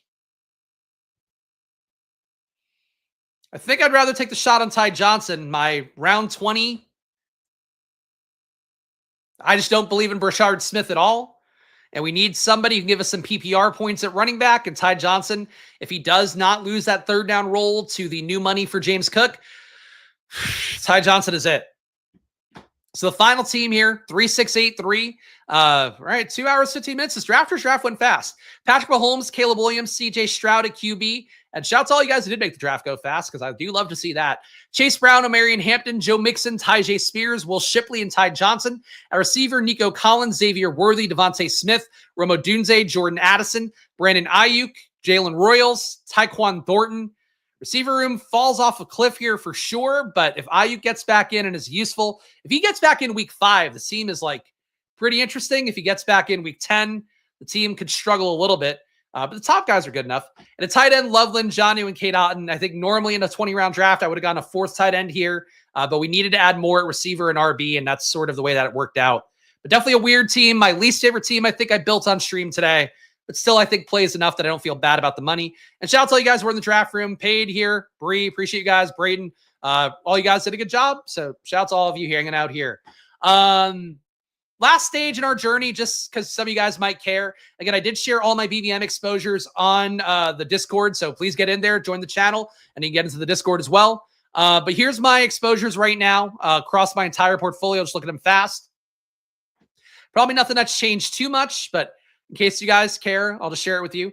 My highest exposed guy overall, still Tyjae Spears. 23% of my portfolio has him. And this is through yesterday, so not including the draft I did on stream on Stochastic, not including the ones I did here today, but is mostly accurate to my portfolio. Bucky Irving is number 2 right now, 22% of him. And I'm above 2x the field on every site because I am Team Bucky after getting him right last year. I'm going to just chase that EV again this year. Deebo Samuel is now my 3rd exposed, highest exposed guy. Keenan Allen, you guys know I was stumping for him as hard as anybody. He is hanging out as my 4th guy. Not taking him a ton right now, but if I need a wide receiver 5, Keenan Allen, I'm happy to take. Mims and Kirk are gone. Eckler still hanging around. Ertz still hanging around. So Washington bet remains big for me overall in my top exposures. At QB, Fields my number 1 guy. About 2x the field on him, a little bit more than that. Bryce Young rounded up 2%. Jaden Daniels, I'm at 13. Cam Ward, I'm at 12. Michael Penix rounded up 12 as well.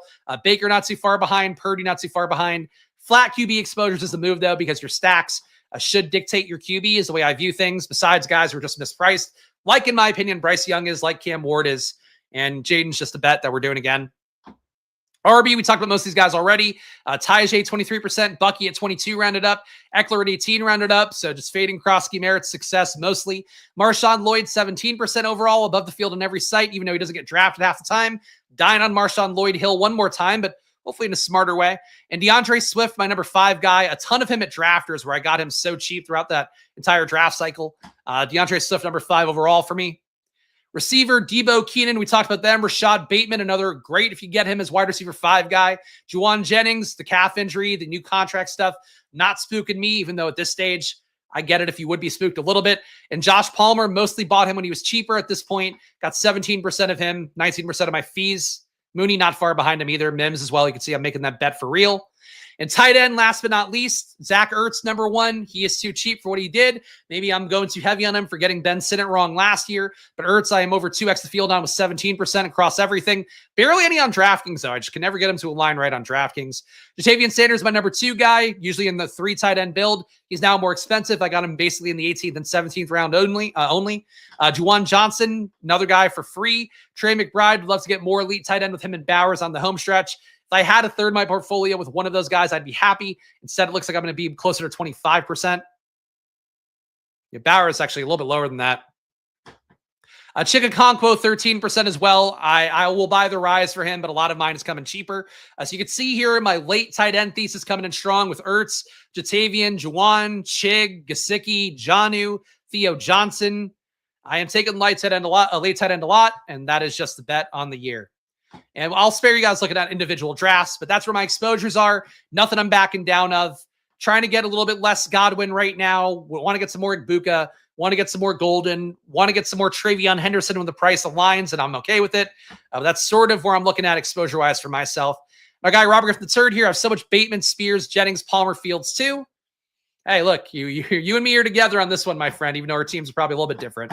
That's how it looks for me, guys. Show some love if you can, guys. Number one, hit that like button, subscribe here on YouTube, hit the follow button, the like button on Twitter. All goes along for way for me here as I should give you guys some free content as best I can, taking you through the Tri-Draftalons here, Underdog, DraftKings, and Drafters every Tuesday and Friday at 12 p.m. East Coast time. Of course, use that promo code SPLASH at drafters.com. They've allowed me to put on this content the way that I saw fit this season, and I'm trying to do something different than everybody else out there. Now you got more drafter streams. Best ball week for DraftKings. You'll see more guys getting paid to do those. I'm just doing it because I wanted you guys to get the products you wanted to, and drafters supported me on that journey. And this year, it's looking like you're getting a lot of overlay on drafters. It sucks because, like, really, they're my favorite company to deal with by a wide margin that I have dealt with. Support them if you can. Support the show if you can. Use that promo code SPLASH on Drafters. And really, third for me, but most important for you, support your own bankroll. If there's $250K in overlay, $300K in overlay, $500K in overlay on Drafters, you're a fool to not get entries in and just take a shot at that money. Even if it's only 10 entries, get one for free. Do the 5 fast drafts this weekend, get one for free. It's to get on Drafters with all the promos they have right now because they are desperate to fill. And you can squeeze a lot of EV out on the way to your shot at overlay, which is really a win-win for you if you play on Drafters. And last but not least, join the channel. If you do, click the link in the description to get onto Discord as well. You'll find all my news updates, anything that breaks news-wise, I'll give you my take on it. Lots of debates in there as well about various guys, and really a good community we're building too. So please join the Discord, especially if you're already a paying member. The Discord is just part of that value package. That's also where my matchup sheets will be during the season as well. Any data stuff I do, my rankings too. If you want to buy one of the higher dollar tiers, it's all in the Discord too. Gamble responsibly, guys. Even though there is always money time on this here channel, follow me at Chris Spags. Follow the channel at Splash Play Pod, whether it is on YouTube or on Twitter. And I'll be back with you guys next week. So, hey, enjoy your weekends. Good luck. Go play on Drafters if you can. Drafters.com, promo code SPLASH. Down the Drafters app. You guys know the deal. I'll see you guys again soon. Catch me in the Discord, and I'll be there with any updates. That much I promise you. Enjoy your days. Good luck. Enjoy your summer if you're on vacation and all that. And I'll see you guys soon. Bye-bye.